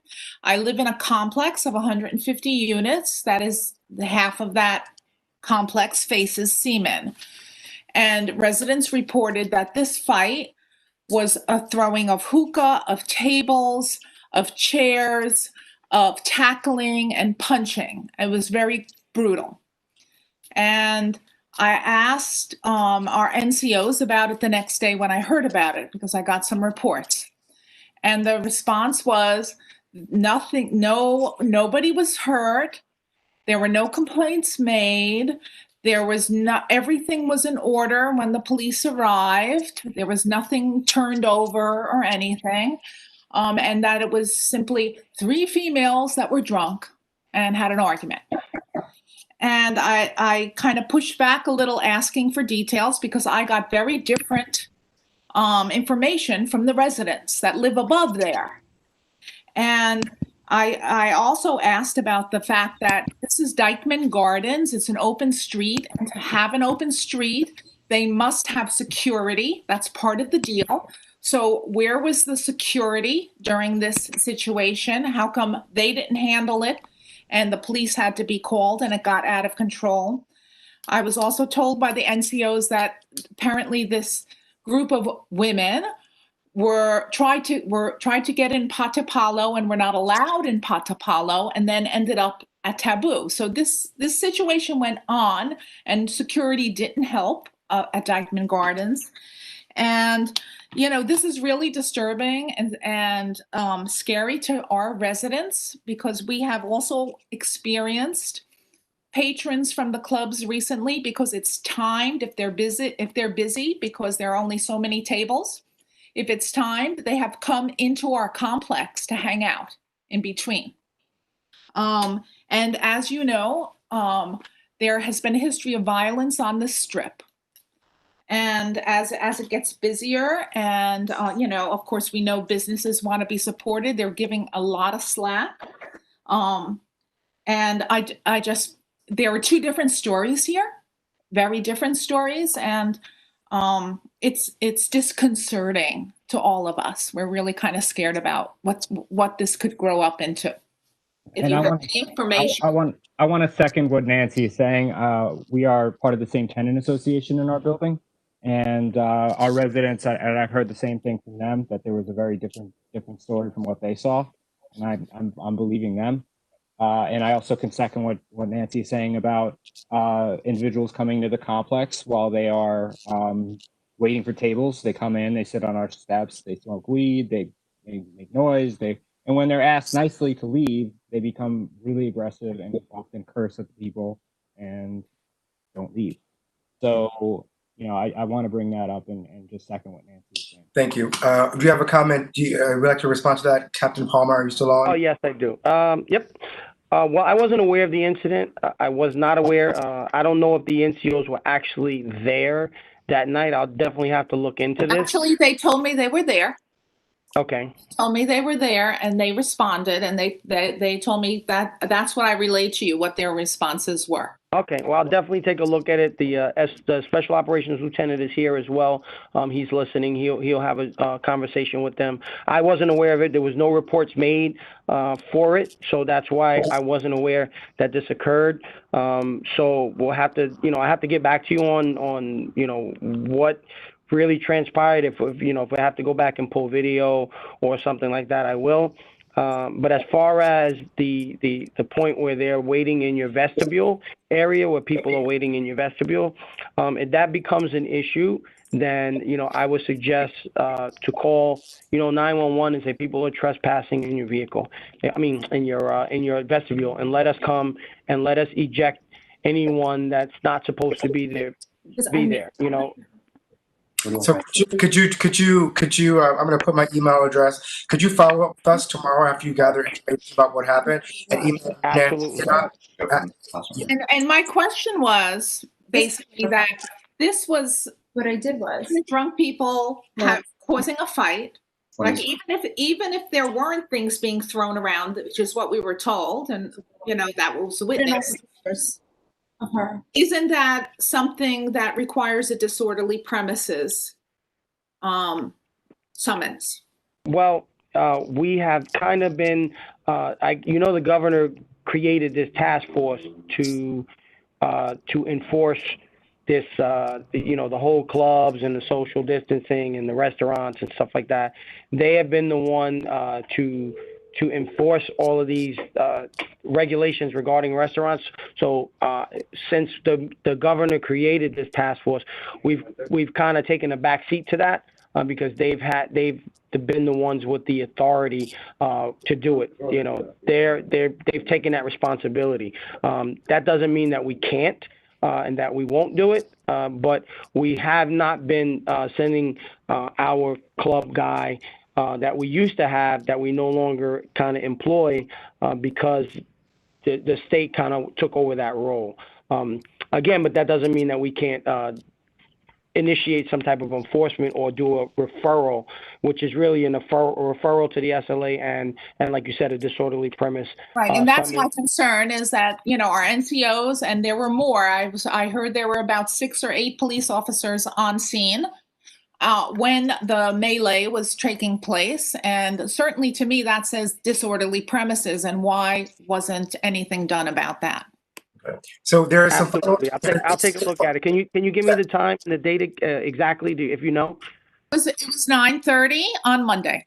Great. 9:30. So you can email us with their follow-up. I put my email in the chat box. I'll put it once again, so it's right there. And I believe there was another question. I want to make sure I'm getting everyone. I think that's Claudia. Claudia is our final question for the 34th precinct, and then we'll move on from there. Claudia. Yeah, hi, good evening. I had 2 sort of interrelated questions. So the first question is regarding tinted windows on cars, because boy, there's a lot of them around. Within just a couple of minutes, I'll see cars with completely tinted windows. I believe legal is that the back can have a certain amount of tint, but the front isn't allowed to have it. But here where I am, I'm up near the park on Seaman Avenue. You just see them go by all the time. So my first question is, what's being done about that? And are there tint readers? I think there's calibration devices that are required in order to check the tint and enforce that violation. So that's my first question. And then my second interrelated question is, I'm wondering how, as public, since the captains mentioned gathering intel on bikes and on all of the things that we're seeing, I'm wondering how we can best help. We have so many videos. How, if I see a picture of a tinted window car, is there somewhere I can send that? I understand I can send things by Facebook Messenger and they'll go somewhere in the 34th precinct, but is there anything that we can do, especially if you're trying to identify speeding vehicles? They go by where I am all the time. How can we help? Okay. The first thing with the tent, the actual tent itself, I believe it was 2017. The state made it illegal to have any tint on the front windows of the car.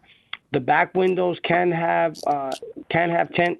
I believe it's 30 up to 35% light transmittance in the rear of the vehicle. However, the front, the passenger driver windows cannot have any tint at all, and Exactly. neither can the windshield. We do tint enforcement, and it does require a tint meter, a light transmission detection device, and we do have, I believe we have 2 operational at this point, and the issue with them is they constantly have to be calibrated and go down for service. So we have them when we see them, we take enforcement. However, if the police officer that notices it at the moment does not have the a currently calibrated tint meter, there's nothing they can really do to issue that summons. They'd actually be kind of issuing a summons in bad faith because they know that it wouldn't stand up because they did not use a calibrated tint meter. So they have to kind of be in possession of the tint meter at the time. And unfortunately, we don't have enough tint meters in NYPD that every police officer rides around with a tint meter. I understand that readers are something that's going on. Claudia, I'm sorry. Wait 1 second. So I'm trying to understand your concern with the tent. Is the tent itself causing some sort of public safety concern? Why is this being addressed right now? Me? Yes. Yeah, well, because pretty much all of the cars at speed have a ton of tint. And Okay. most of them have like 100% tint. And Okay. so it seems like an easy way to identify Yeah, but cars. if it's a speeding issue, wouldn't that just be traced through the license plate? What does the tent have to? I mean, Well, because if there's an issue with license plates either not existing or being paper license plates, then certainly it's possible to identify vehicles by tint, even if there's license plates missing. Got it. Okay, got it. I understand. Alrighty. So, is there a second part to your question before you move on? Yeah. Also, I'd like to. I'll answer that. Also what you have to realize is that there is a responsibility of New York State inspection stations. They are technically not supposed to pass any vehicle for New York State inspection if they have tint. So what we've noticed and our concern is these vehicles around that have tint, they have current vehicle inspections. So where are they getting inspections that are allowing people or passing people knowing that their vehicle has a illegal tint on the driver and passenger doors, windows rather, and that's something that needs to be addressed at the state level of who's auditing the inspection stations to see whether or not they are complying with New York State law by failing a vehicle that comes in to get re-inspected every year with license plates. I mean, I know the state does audits occasionally, but I don't know to what extent that is. Thank you. Thank you very much. We have to move on the agenda. My apologies.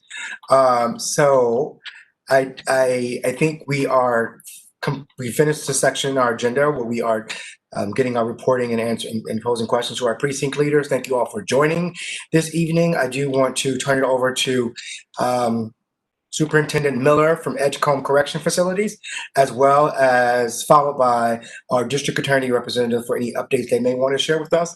I know this month is Domestic Violence Awareness Month, and that's a big issue for them, and they always share great activities for us. So we'll start with Mr. Miller first, and we'll go to the district attorney afterwards. Good evening, everyone. Things basically are the same with the facility. Been functioning. We've been getting in population. No problems as far as COVID, following all the protocols, the mask wearing. Understanding there is an uptick happening in other parts of the state as well as in New York City.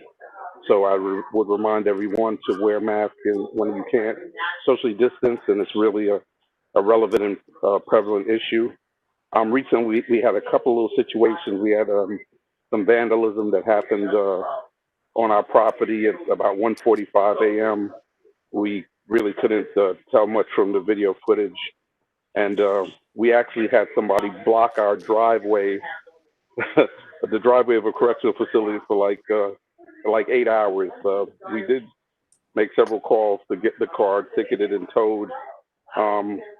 Eventually, I was able to flag down a passing patrol car to ticket the vehicle, and then magically the person who parked came and moved the vehicle. Otherwise, everything has been fine with the facility. Okay. Thank you. Thank you very much for your report. I do have a question for you about the, is there construction, there's some echo going on? Say that again? Is there some construction going on at the prison? I see there's like a lot going on outside and the lights are on, and I wasn't aware of any special projects happening there. What's happening? Yes, I believe last month I may have mentioned that we're doing a fence project. So the entire fencing around the facility is being replaced. To do it properly, we literally have to break the concrete, put new posts, foundations. We put up a temporary fence, which will be replaced once all the foundation and posts are settled with the new fence. So we anticipate that finishing by the end of the year. But we're actually on pause right now because some of the original materials that they're looking for are no longer available with the company, so they had to find another company. But it's still on schedule to finish by the end of the year. Okay. So it is taking up sidewalk space for the time being.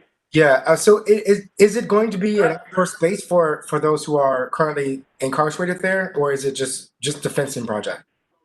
It's just a fencing project. It has no impact on the inside of the facility. It's just the exterior fencing was aging and not really secure as it should be. Okay. So believe me, it's something that the money was approved maybe 2-3 years ago. Got If it was a project for this year, it wouldn't have happened. Okay. With the budget constraints we're under. Most certainly. Okay. Well, thank you very much for your update. We're going to go to the attorney's report now. Are there any questions for Mr. Miller? Okay. District Attorney.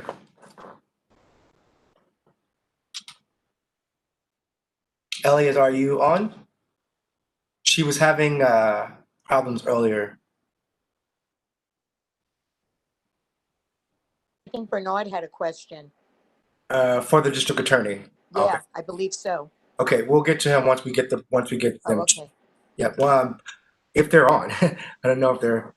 Ellie, are you still there? Yes, I am on. I am. I cannot hear you. Let's see. You must be muted. I see you there. You're not muted, actually.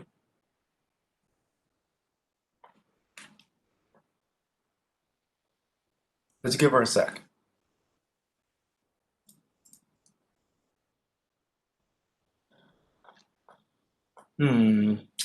This is why I don't make this participant representative. Allow to.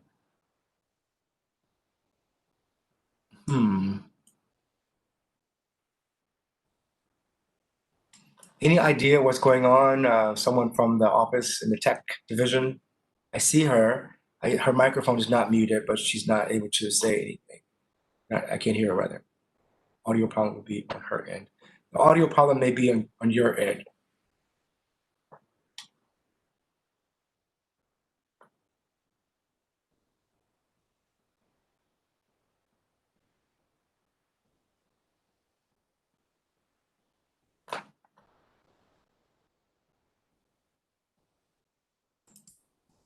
Okay, so there's a problem with our representative from the district attorney's office. So we're going to move on in the agenda, and hopefully they'll be able to jump back on and moving forward. So we have representatives from our assembly member's office, from Assemblyman Al Taylor's office, and we also have a representative on the line from Assemblywoman Carmen de la Rosa's office, as well as the Chief of Staff Joanna Garcia from State Senator Robert Jackson's office. We can start with Joanna, if you have any updates to share from Senator Jackson.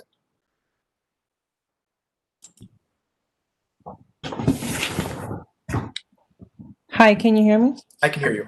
Hi, everyone. I wasn't prepared to present anything specific because I really just wanted to check in and hear what the community is saying. We have been getting a lot of complaints via calls and emails from the community on the very issues that you've been discussing tonight, including the drag racing, the noise levels, the concerns that the respective precincts aren't being very responsive.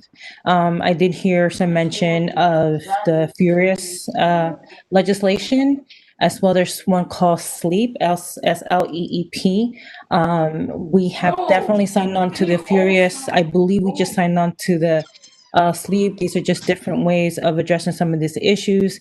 We are planning to circle back with the precinct. We had a recent conversation with the 34th precinct to talk about some of the hotspots and some of possible solutions to what's going on in the streets. We had hoped that because the warm weather was behind us, that some of this will go away, but it just seems that the noise level issues are being replaced with drag racing. So really here to listen, and that's all I have regarding public safety. Thank you very much. Who's the sponsor of that Furious Act, Joanna? It's Senator Brad Hoylman. Okay, thank you very much. All right, Orlando from Assemblywoman Carmen De La Rosa. Hello, everybody. How are you, Curtis?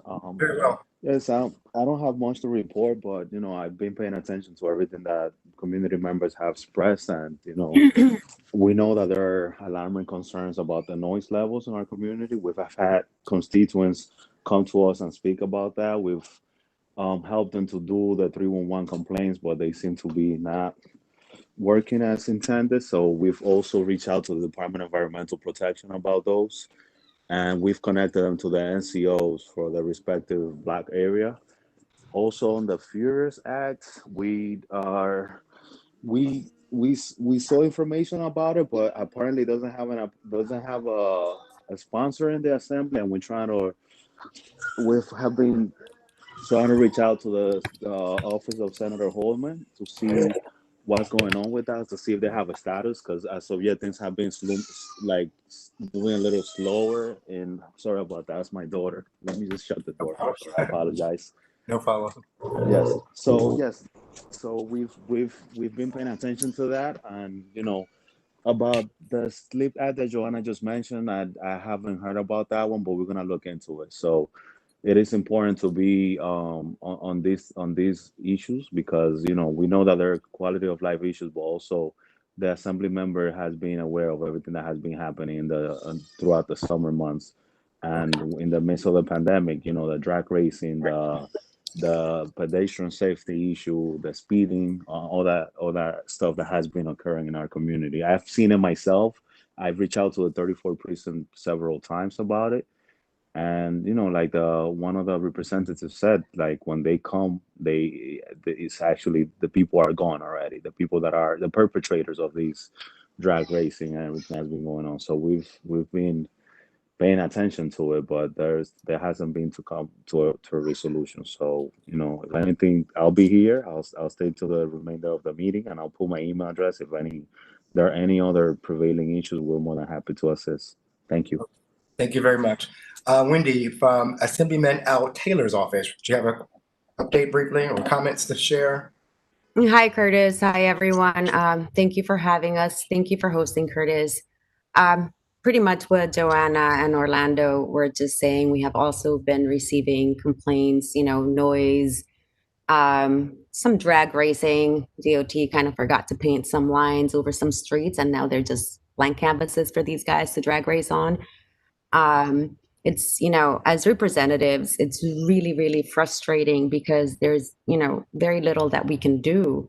We are reaching out to everyone. We're doing everything that we can, short of pulling the guys over and saying, hey, cut it out, man. This is not cool. But as far as the legislation, like Orlando said, there has been very little news about it on the assembly side. It is definitely something that we're waiting for.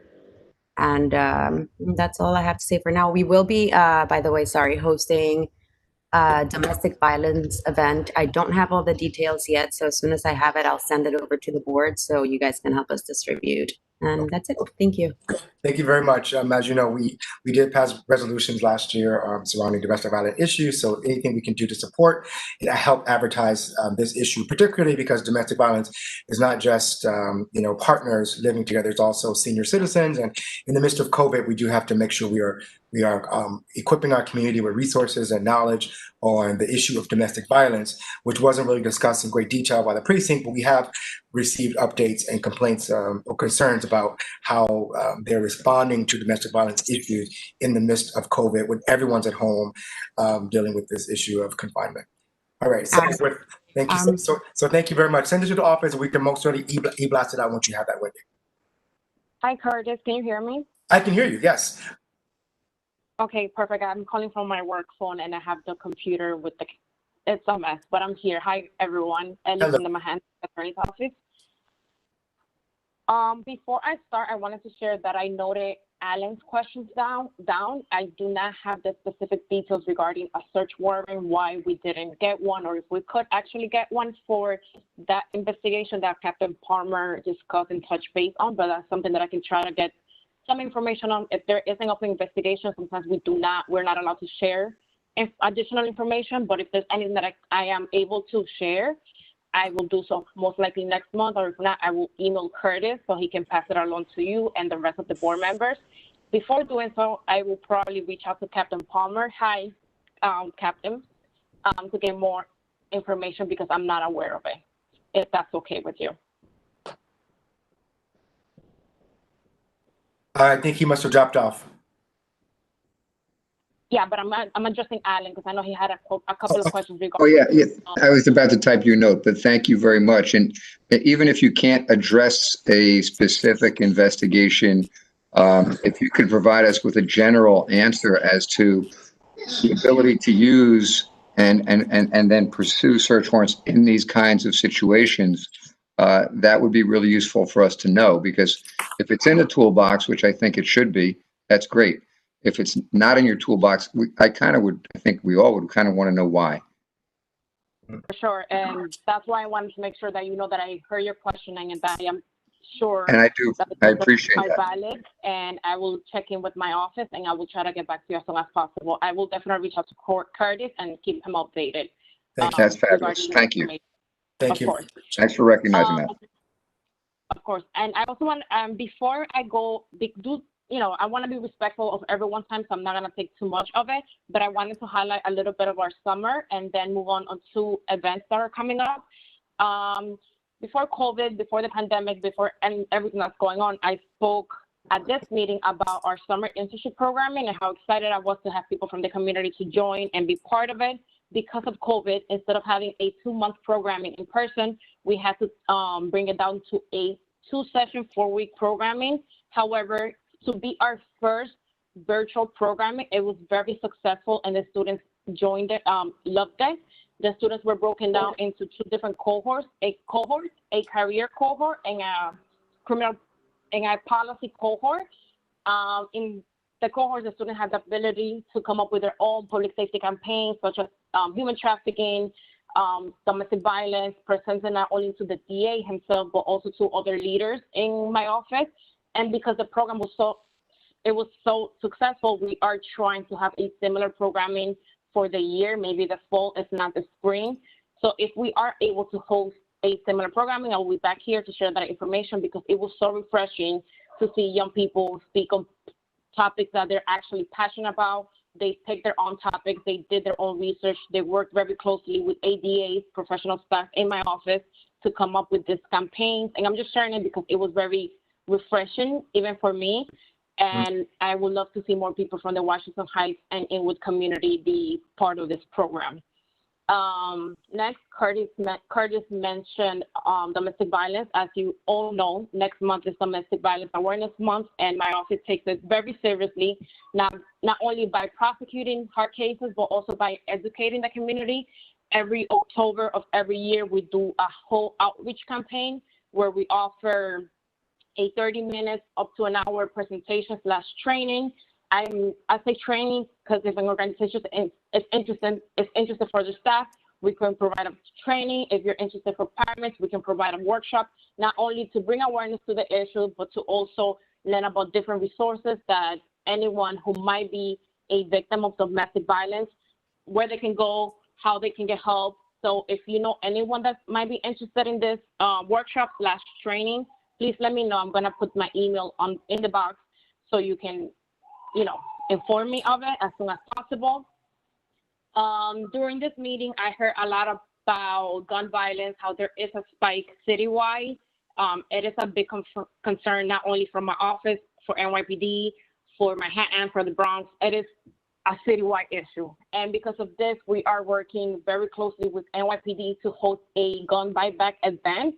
It's called Cash for Guns, No Questions Asked. And this is going to be taking place on Saturday, October 17th of 2020, which is coming up in a week and a half. If you attend this event, the participants can receive a $200 prepaid card for handguns and assault rifles. They can also receive a $25 prepaid card for rifles, shotguns, and air guns. And the drop-off site opens at 10 a.m. and it closes at 4 p.m. I can send this information to Curtis. I can also send it to Ebenezer Smith so he can e-blast it to the community. But, we're doing a lot of the work remotely. So as a member of the community, it is our job to spread the word. I am more than happy to share with anyone, but if you know anyone that should really attend this event and hand in a gun, it is our responsibility as citizens from Manhattan, from the community. I am myself part of the community. So if you know anyone that will benefit from this, please spread the word. Let them know. A lot of people are afraid of law enforcement. They don't want to participate in something like this. And I understand the issue, but it is our responsibility to have the street credit and kind of spread the word. So I will be very happy if you can pass that along.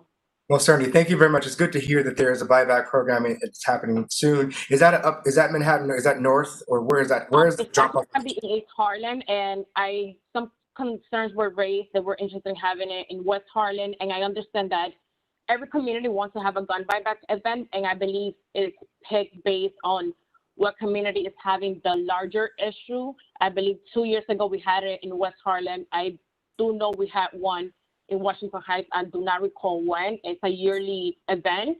So this time we're having it in East Harlem, and I just really hope we are able to spread the word so people can attend. Okay, great. Thank you very much. Do you have any additional items, or is that it for you? No, I just really wanted to touch base on the gun buyback event and then our domestic violence awareness campaign for next month. Lastly, I do want to share that some of us are still working remotely. And although we are limited physically, we are available at any time. A lot of you have my work cell phone, my email. I can put it down again. So if you do have any issues, I do get back fairly quickly, especially if you text me. I'm always on it. So, we are here. We are committed to public safety. Jocelyn Minajo, the director for Washington Heights office, is also available. So we might not be physically at the office, but we are working and we are here. Okay, thank you very much for that update. It's always great to get a positive, leave with something positive, and it's great to hear that you had a successful internship program with young people who may be entering the law enforcement world in the future. So I hopefully we can get more young people from Washington Heights involved. And I work with young people who are involved with the justice system, so I would love to have you all come and do a DV presentation to our young people. So my question was, and the only question I think anyone I have is, do you have any focus, or when you have these DV presentations, can you adjust it to serve the needs of teenagers who, as you know, many of them are in relationships, and some of them have been in very harsh situations because of their online relationships, online violence. Do you cater to that sort of demographic? That is a great question, and thank you for bringing that up. I should have touched on it. We also provide a presentation called Teen Dating Violence that kind of touches on domestic violence, but targeted to teens. We do scenarios with them, like what will you do? Not what will you do, but it's kind of very interacting, so the kids do love it because they learn about it and they see it as this could actually happen to me. This could potentially happen to somebody I know. I can help them because it's very engaging. So we work with the audience that is interested in the presentation. So if you want to have it for parents, we can target it to parents. If you want to have it for our teenagers, we can work with you. So if you are interested, I can send you the email so you can fill out the form. And in the form, you provide the date, you provide the audience, and then if for some reason we might have more questions or concerns, someone from our education team will contact you directly and they will work with you. But we do have a presentation already available for teams. Okay, great. Thank you very much for the update. I think we have reached a point where we are going to move on in our agenda now. We don't have any questions for our electeds. They did a great job sharing updates. We look forward to hearing from them again next month and the following months after that. I will be here next month. Thank you. I'm sorry. I apologize I couldn't make it last month, but I'll be here next month. Okay, cool. We look forward to having you back. Okay, so we have one final task, and that involves the ranking, which is our annual process. We have to go through our expense budget and our capital budgets and make recommendations for the board. And we have a meeting in November where we look at all the items from all the committees and we rank them as individuals. So we have to do this at the committee level to rank our own items, discuss our items, things that we think are important, are needed, financial items we need to purchase or expenses that need to be made, and we rank them. And then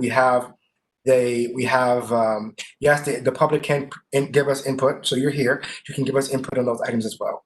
So I created a spreadsheet today, shared it with the board. I also shared the rankings from last year with our committee, as well as our district needs assessment with our committee last month. And I think many of them reviewed it. I emailed that to them again today with a spreadsheet for us to kind of do our individual thought process so we can have a more fruitful, fulfilling conversation on what we want our numbers to be as a committee. And also to think in advance about items we need to add to the list. There's been a lot of talk on, let's see here. I want to restart my share. Bear with me, folks. Alrighty. I know everyone's anxious to go watch the debate tonight, so I don't want to intrude on your debate watching time. So we'll make this quick and painless. Alrighty, so these are our rankings from 2019. Under the category of expenses, we ranked expand domestic violence and sexual assault harassment programs and improve multi-agency responses as number 1. Our committee rated number 2, expand implicit bias, mental health, substance abuse training programs as number 2. Number 3 was increase funding to support FDNY in addressing and correcting violations for fire preventions in homes and nightlife establishments. And the last item under our expense item was to add speed cameras in the 34th precinct, and that was rated number 4. Under capital, you can see these are you all can see my screen, right? We had rated number 1 as additional upgrade to the emergency response system, meaning 311. Number 2 was procurement of additional noise decibel readers as number 2. A light tower within the 33rd precinct. That was upon after getting recommended by the precinct captains who were attending that meeting. The FDNY requested that we add a bariatric stretcher for those who are not able to use the normal average size stretchers. Number 5 was the Argus cameras across the 33rd precinct in high crime and low traffic areas, which we heard referenced this evening several times. And then the last one is the procurement of an all-terrain vehicle for FDNY, meaning they would be able to go into the parks with this sort of all-terrain vehicle in the event there's a fire and there's equipment they have to take into the parks. So those were our items. I'm going to leave it right here and open it up for discussion.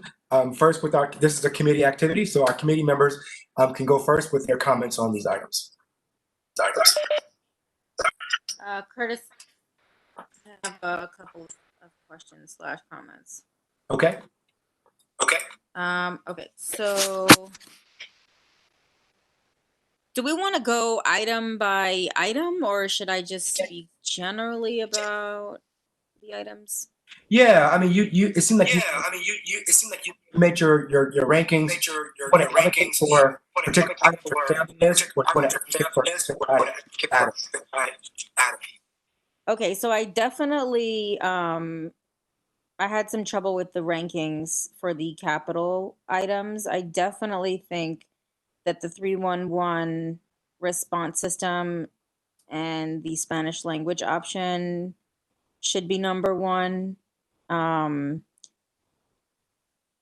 I understand we've had some serious issues with noise pollution and that the decibel readers would help to address that. It's unclear to me what a light tower is and where exactly that would be installed. And it's also unclear to me what the purpose of this all-terrain vehicle would be for. I remember the Argus camera discussion. I think there being talks of that being a high crime area for car theft, I think. Yeah. So yeah, those are just some of my comments. For the expense items, I guess I'd want to know where these speed cameras are in the 34th, for the 34th precinct, like where exactly they would be planning to install those cameras.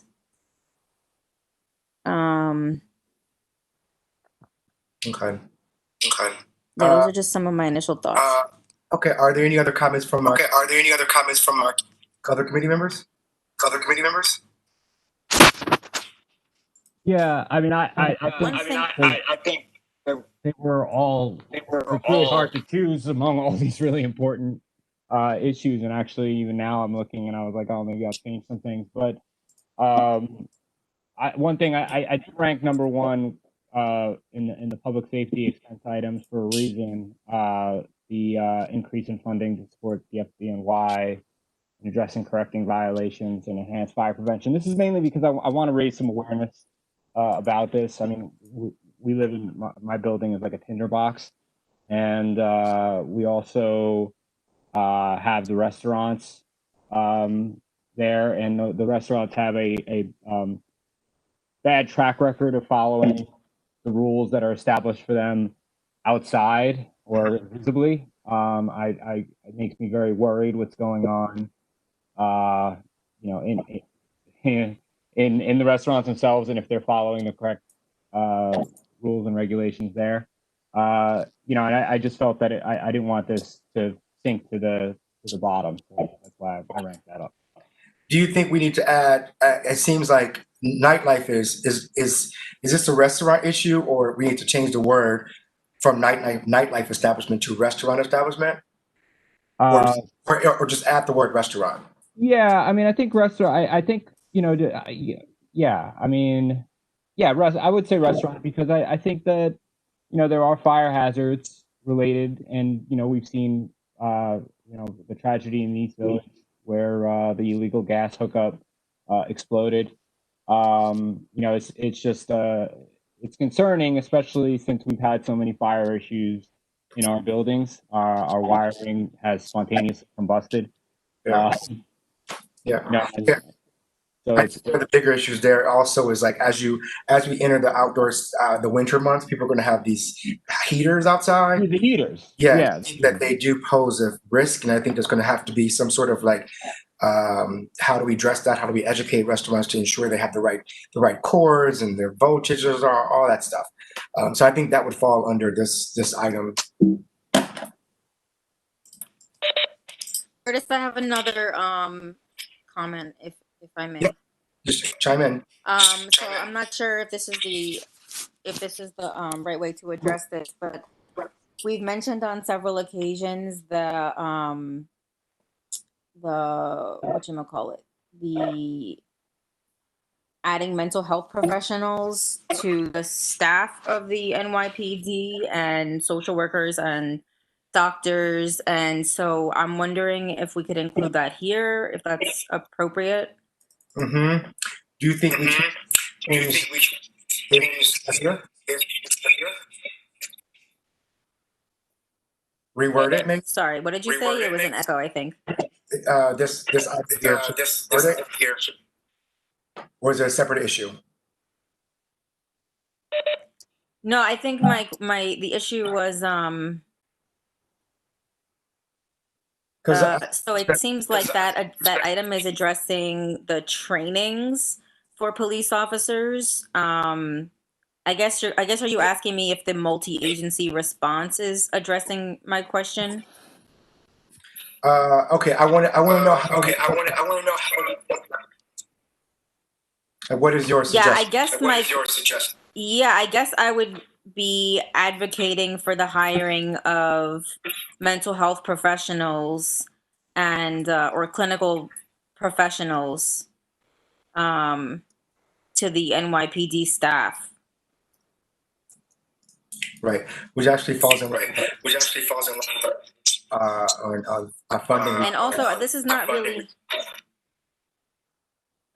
Sorry. You're echoing, Danielle. I think it's your phone. I'm sorry. I keep trying to mute myself when I'm talking. I mean, when I'm when I'm not talking. I'm so sorry. I don't know why. All right. Cool. So I added that as a new item because I think that's important. I want to say I agree with that. I felt the other items. I felt they were a little vague to me, but I do think that that's a good addition. Okay. All righty. Okay. Any other comments? Wait, sorry. One more thing.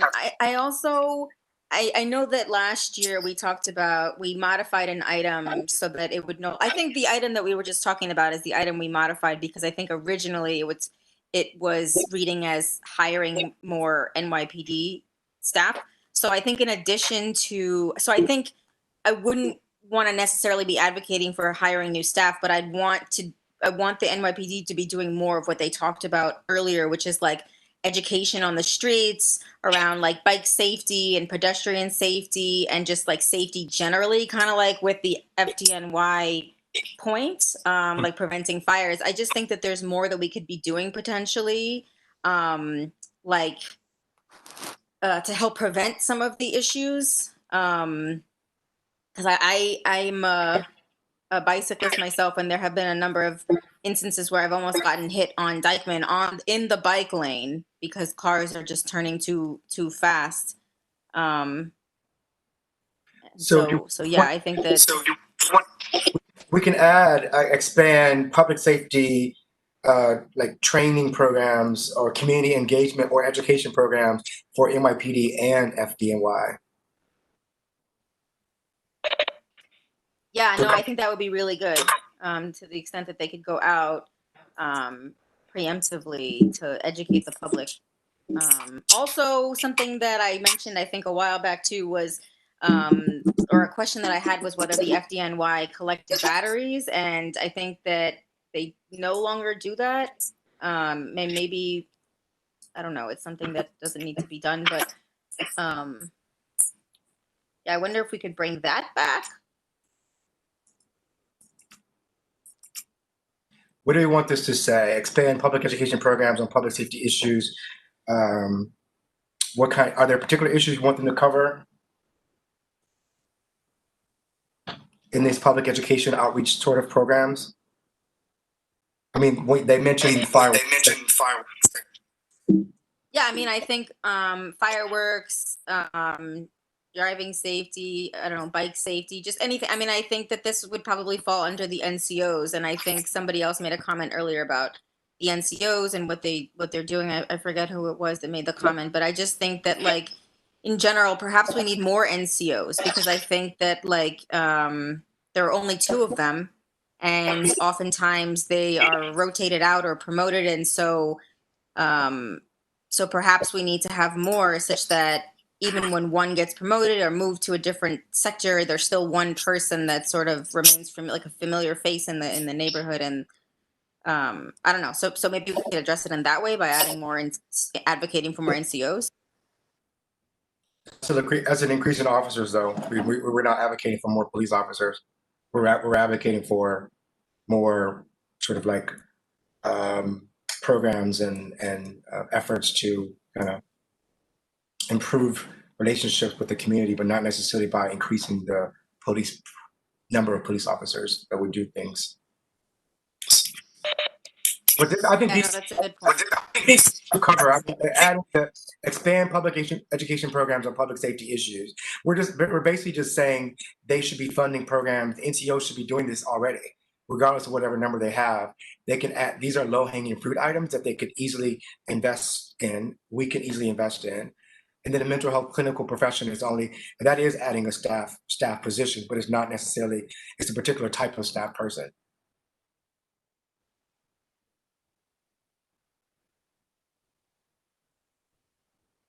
Silence. Yeah, that sounds good.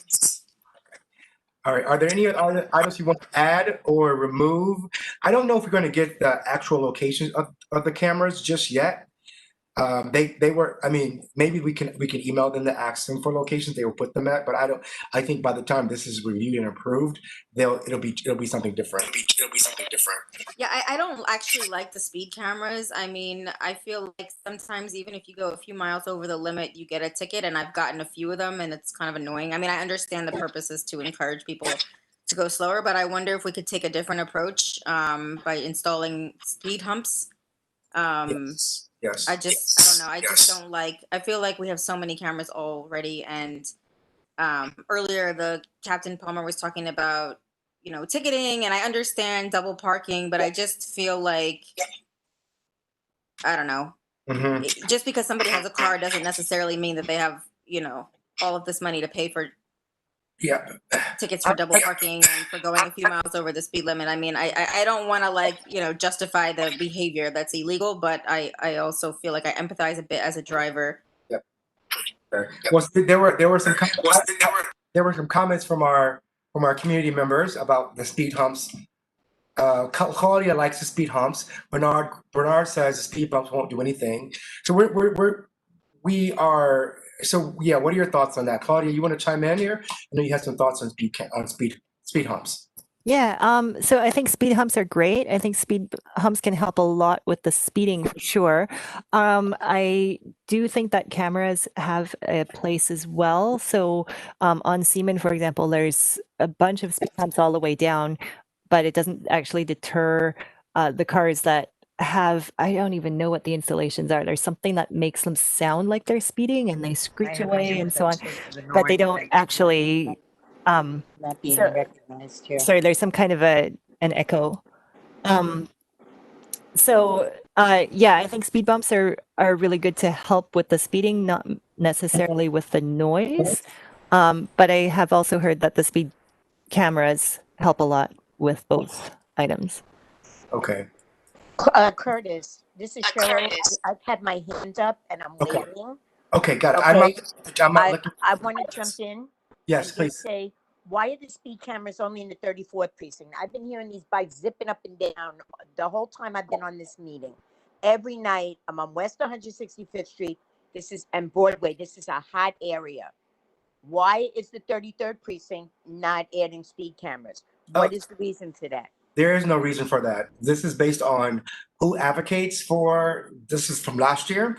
So the precinct comes to our meeting and they share, you know, this is a list that is based on a needs assessment that is done year after year. And it involves multiple agencies giving feedback on concerns that they have, complaints that they've received, and there's a long report, and then it makes it to this list. So last year, this is the list that was generated last year. So to add here. So, and then we have to, and then there's a big meeting next month where if there are items on this list that you want to particularly like bring to the attention of the full board, then you have the opportunity to come to our general body meeting to advocate and speak on the issues that make it onto this list. Otherwise, once this list becomes a bigger list with all of the committees, the Parks Department, the other departments, and everyone has their list of items, then we have to advocate at our committee level what is really important. So our overall board ranks these items. It'll be 200 items at higher than what they're here than what they are. So are you saying that I should speak on this at the general board meeting? If you feel compelled to do so, yes, that's what I'm encouraging. I do. You. Okay. Yeah, I'm sure there's a few others on here too that also live in my area. Okay. I'm sure they too. All right. So is a middle ground? Is it safe to say that we can just add speed cameras and bumps in the 33rd and 34th precinct, and then if there are particular, locations, we can recommend them in the after this page. Orlando just made a comment about how DOT does not recommend speed humps on major roadways where buses are operating. So perhaps cameras on the major roads and then speed humps on the side roads. And also somebody made a comment about the cameras or the humps not addressing the noise. But just to sort of play devil's advocate, I think the captain mentioned earlier that the dirt bikes are not plated and that some of the cars are using these paper license plates. So yeah, I guess I just wanted to make that, but that, yeah, that's possibly it. I think I just maybe want to push back a little bit against the cameras. I mean, I understand their purpose. We don't want people to speed, but I just feel like I have a thing about the towers and the cameras. Like, I think my opinion is, I understand the cameras being near schools, but I just think if we use this as sort of like a catch-all thing, or if we just overuse this, it feels a little too paternalistic for me. Yeah, it's very big brothery. I'm not a fan of cameras either because I think it becomes a little big brothery. And if there are particular, that's why, if there are high crime areas, like for example, line 16, we said there was an exact location because there's an exact issue. So I think if we're going to advocate for cameras, we have to do our research and come up with the exact located in. And most certainly, they normally should be in areas where there is high crime. If there's some areas around me, I think there are cameras. I'm not sure if anyone watches those cameras, but they're there because it is an area that there is a lot of drug trafficking and use there. So anyone who's That's why advocating I'm fine with. I think that's why I understood the 155th Street and Riverside Drive, because it was brought to our attention, if I'm recalling correctly, that was like sort of a hot spot for cars being stolen. So I totally get that. But I think that we had also discussed cameras in other areas, and I think I oppose that because I just don't think we should be installing cameras just whenever there is an issue. And also, I think an issue that I have with the cameras too is that there is this one camera on Post, or a tower that's on Post and I think Academy, and I think we've been asking for a while about when that's going to be removed, and I think sometimes these fixtures go up and then we don't necessarily know when they're going to come down. And I understand that they're not always able to provide us with that information, but I fear that these things will be installed and then it will be sort of difficult to find out when they're going to be removed. Okay, so how about we do this? So it looks like you were the one you rated it individually the lowest. There are 2 1s and 2 2s and a 3. so let's see here. Can I say something about the camera thing? Yeah, we have to. You can make your comment, please do. But we have to move on and vote on these items before we end the meeting. Yeah, real quick. Okay, first of all, camera doesn't get triggered. The speed cameras don't get triggered unless you speed. They're not taking a picture of you all the time. Okay, that's number one. Number two is the speed cameras won't be effective if the cars don't have license plates. So that's something to consider as well. So, the other thing is that speed cameras can also be outfitted with noise detectors, which will give a car a ticket for being too noisy, which could help this community tremendously. But I don't know where you start that conversation. I have no clue. It's probably not at this level. Probably the electeds or something, Yep. And that I'm just trying to be quick. All right. Okay, cool. Okay. Thank you, Alan. So Danielle, how do you feel about that? Do you want to amend this and just go with humps? Are the other committee members in support of that? If you want to remove the word speed cameras and just add humps? I mean, I don't know. I guess I'm wondering, do we have specific streets that we want to advocate for humps to be installed or cameras to be installed? I think we should consult. I think it should maybe be as specific as that other item for the 155th Street, or do we want to just? Yeah, well, these are due. I don't know. Yeah, well, these are due. They're going to be due by the end of October. So we could, if we want to do some, if anyone who's listening who wants to advocate for speed cameras, including the committee and humps, have particular locations, we should have that information we have to turn this in. This is due. no, this is due, our general body meeting is the 27th, so this was going to be due, I guess, the 20th of October. We have week little over. Yeah, I think I would be in favor of installing them where there's either drag racing one or where there have been deaths as it relates to folks speeding. But I think I do not support just a sort of catch-all item that advocates for cameras. Okay, so should we just add that here and just to be safe?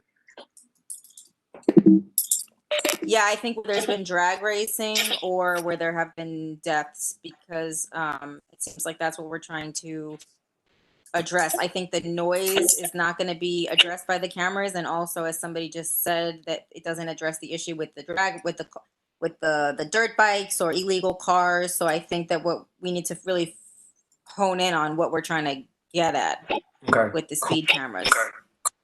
Alrighty, so I think let's go through this and try to rank these at speed level. It looks like we have pretty much not a consensus on any of these items, actually.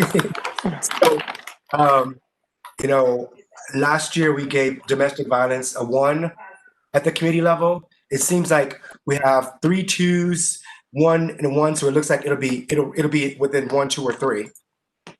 Can I ask a question, Curtis? Yes. So in the other committee, we just we just added them up and went with the order of, like the lowest number has the highest ranking. Are we going to do something mathematical, or are we just going to? You mean add I up? wonder if that's like at least a starting point, maybe. You know what I mean? That's actually a really good idea. So you mean add up these numbers and then divide by the committee members, or how? Divide by the number of people who have put in their rankings, and then the lowest number is actually like the highest rank, right? Okay, got it. Let's do that. Is it good enough? Want to do that? I'm sorry, Curtis. I just have to ask a question. The new, what you have in orange. Yes. Health and clinical profession staff. I would rank that higher now. Is that going to be ranked by all of us, or is that? That's if you want to redo your ranking now. Okay. OC, are you still there? And Joseph? Yeah. Okay. Do you agree with this process of taking the average and then ranking based on that? I agree. We use the math. Okay. All right. So let's all redo our rankings, and then someone can do the math.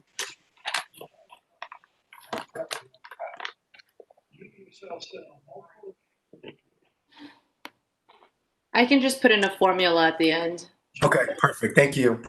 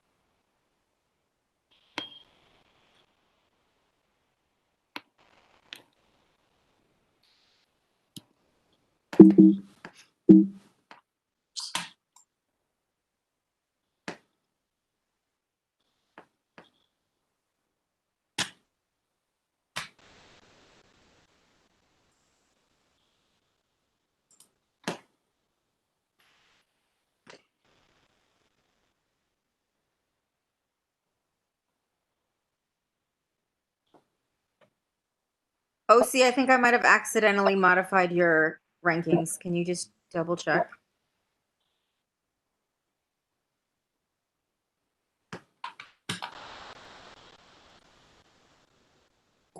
Hold on, I'm checking.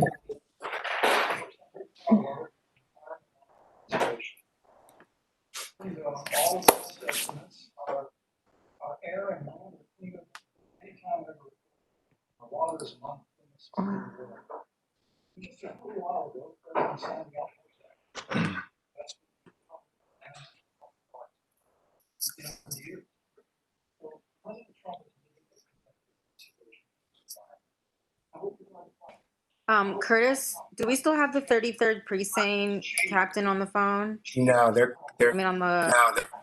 Are you there? I don't think so. What is this light tower? Yeah, I think that was old. I think we can delete that. That was a for particular. We added that, and it didn't make sense then. It doesn't make sense now. So I vote to remove that. I I'm not vote sure. to remove. I I'm mean, not I sure know if we should do that. The light towers are what police use to light up a street if there's stuff going on. Whether there's an event or otherwise, if they're looking for something, I don't. If they, it could be they asked for it. Oh yes. I'm sorry. Thank you so much. I remember this. This is a removable light tower, so they can use it at their just when they need it. So when they're I've seen them out on St. Nick and on Amsterdam. If there's a parade that day, they have them out usually. They actually have them out, I think, at the end of Amsterdam to slow down the drag racing. I think they're actually very useful. Yeah. Okay. We can leave it.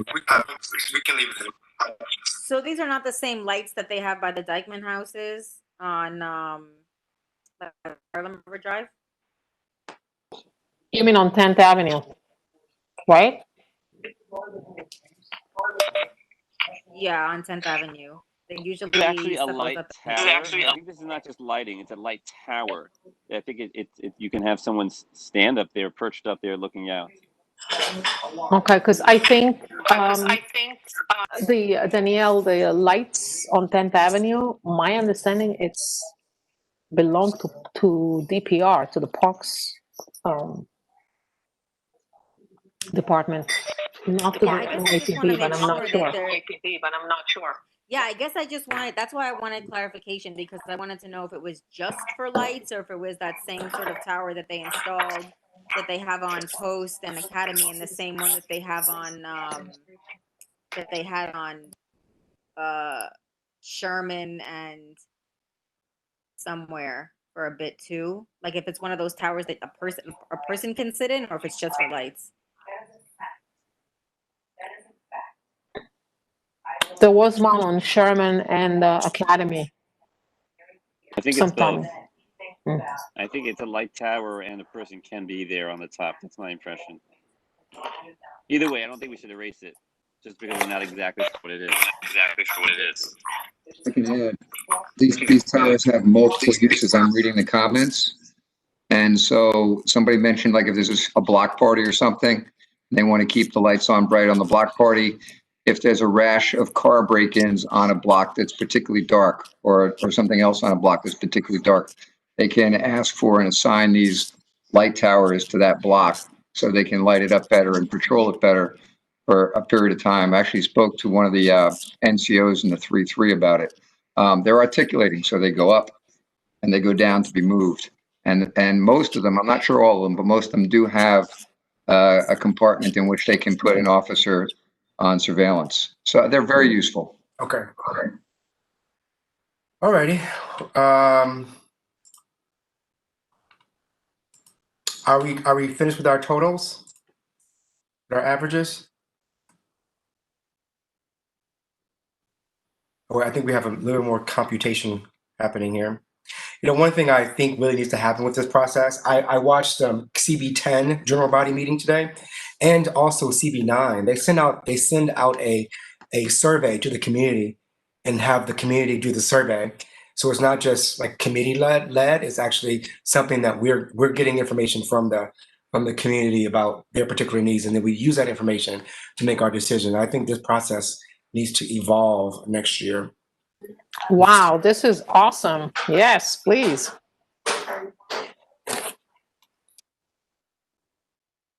What awesome? Are you referring to what I just said, or the? Yeah, to what you just said. Oh yeah. Absolutely. Yeah, like they literally sent out like a community survey to like 2,000 people listeners, saying you have until the month to complete the survey. They had particular questions by committee. It was well done. It calls community participation. Yeah, it's not the community board process. It's a community. Sorry, Curtis, why does the FDNY need these vehicles again? I don't understand. The ATV there was actually a situation where someone shared recently. They were walking in the park. their person may be on the line.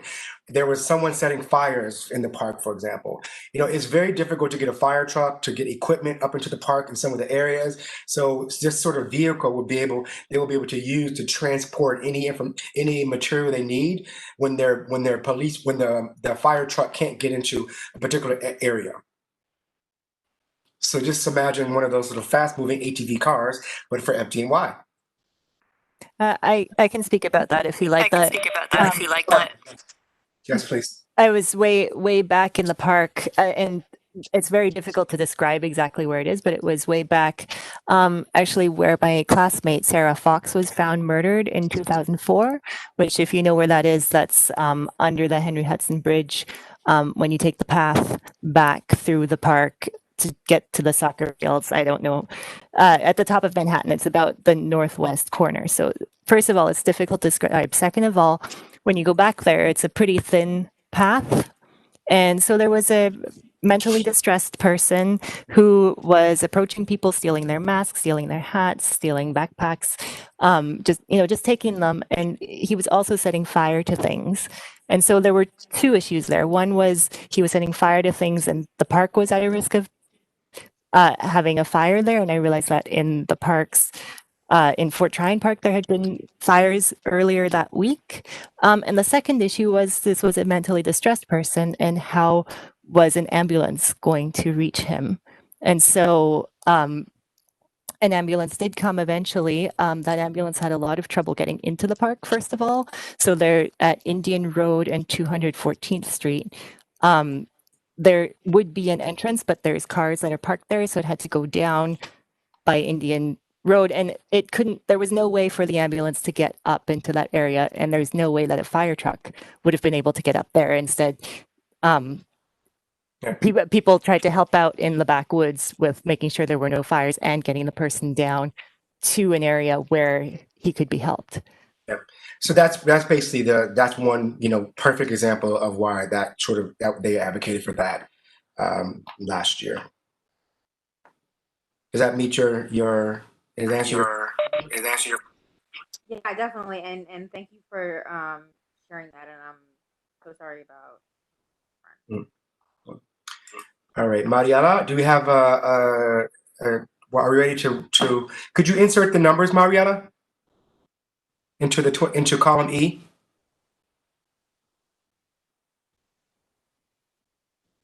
Yes, sorry. That's already there in column N. Okay, got it. Yeah. Uh-oh. Ooh. So there's like a tie, right? So this would be ranking 1. This one is 2 and 2. I moved it. Oh, I moved it to, it's now column. Yeah, sorry. So we have a tie. Where's the tie? 3.16. So number 1 is mental health is the third one. Mental health clinical professional staff. That becomes number 1 because that's the lowest number. Right? Yes. So just take out the 2 and make it a number 1 now.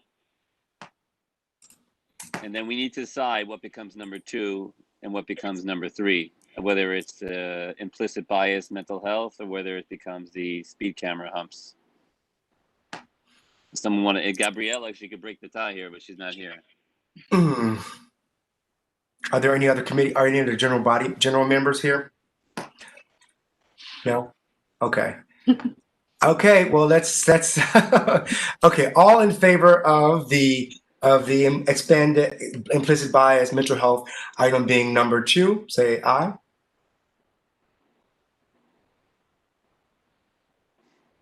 Okay, hearing none, it seems like the speed camera is going to be number 2. Okay, there you go. So that becomes 2, that becomes 3. The first one is number 4. No. I would definitely, I would want it to be above the speed cameras for sure. Yeah, I'm going to agree with Danielle on that. I think it should be above. So that's a 2, and it's. Sorry, I thought it was. I misunderstood. I thought it was between being 1 and 2. I didn't realize it was between those 2 items. Okay, so number 2 is the mental health. Number 3 is the speed cameras, and number 4 is the domestic violence, right? And this is number Well, 5. then we have another tie. We have another tie. Oh, yes. Okay. So, all in favor of, so we have domestic violence and the NYPD correction issue. All in favor of keeping as making the domestic violence issue as number 4, say aye. Aye. Okay. And was that 2? That's me and who else was the second person? Mariella. Mariella. All right. This may not help us. And so we have how many people on the call? 1, 2, 3, 4.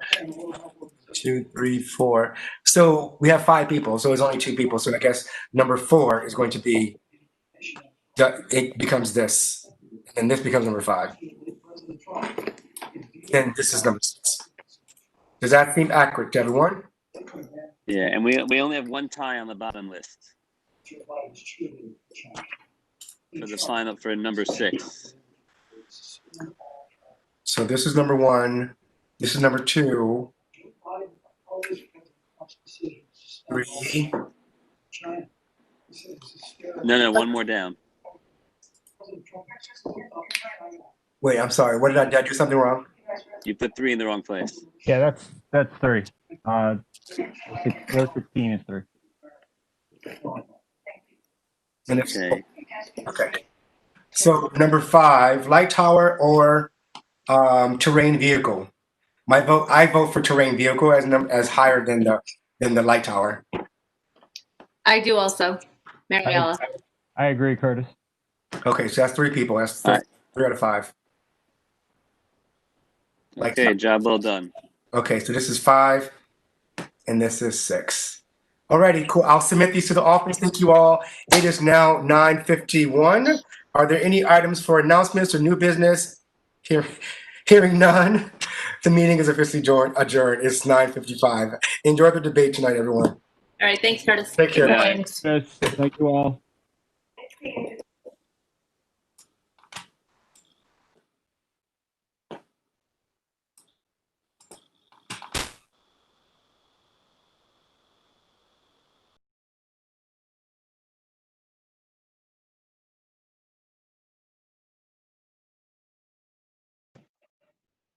You're still there, Danielle.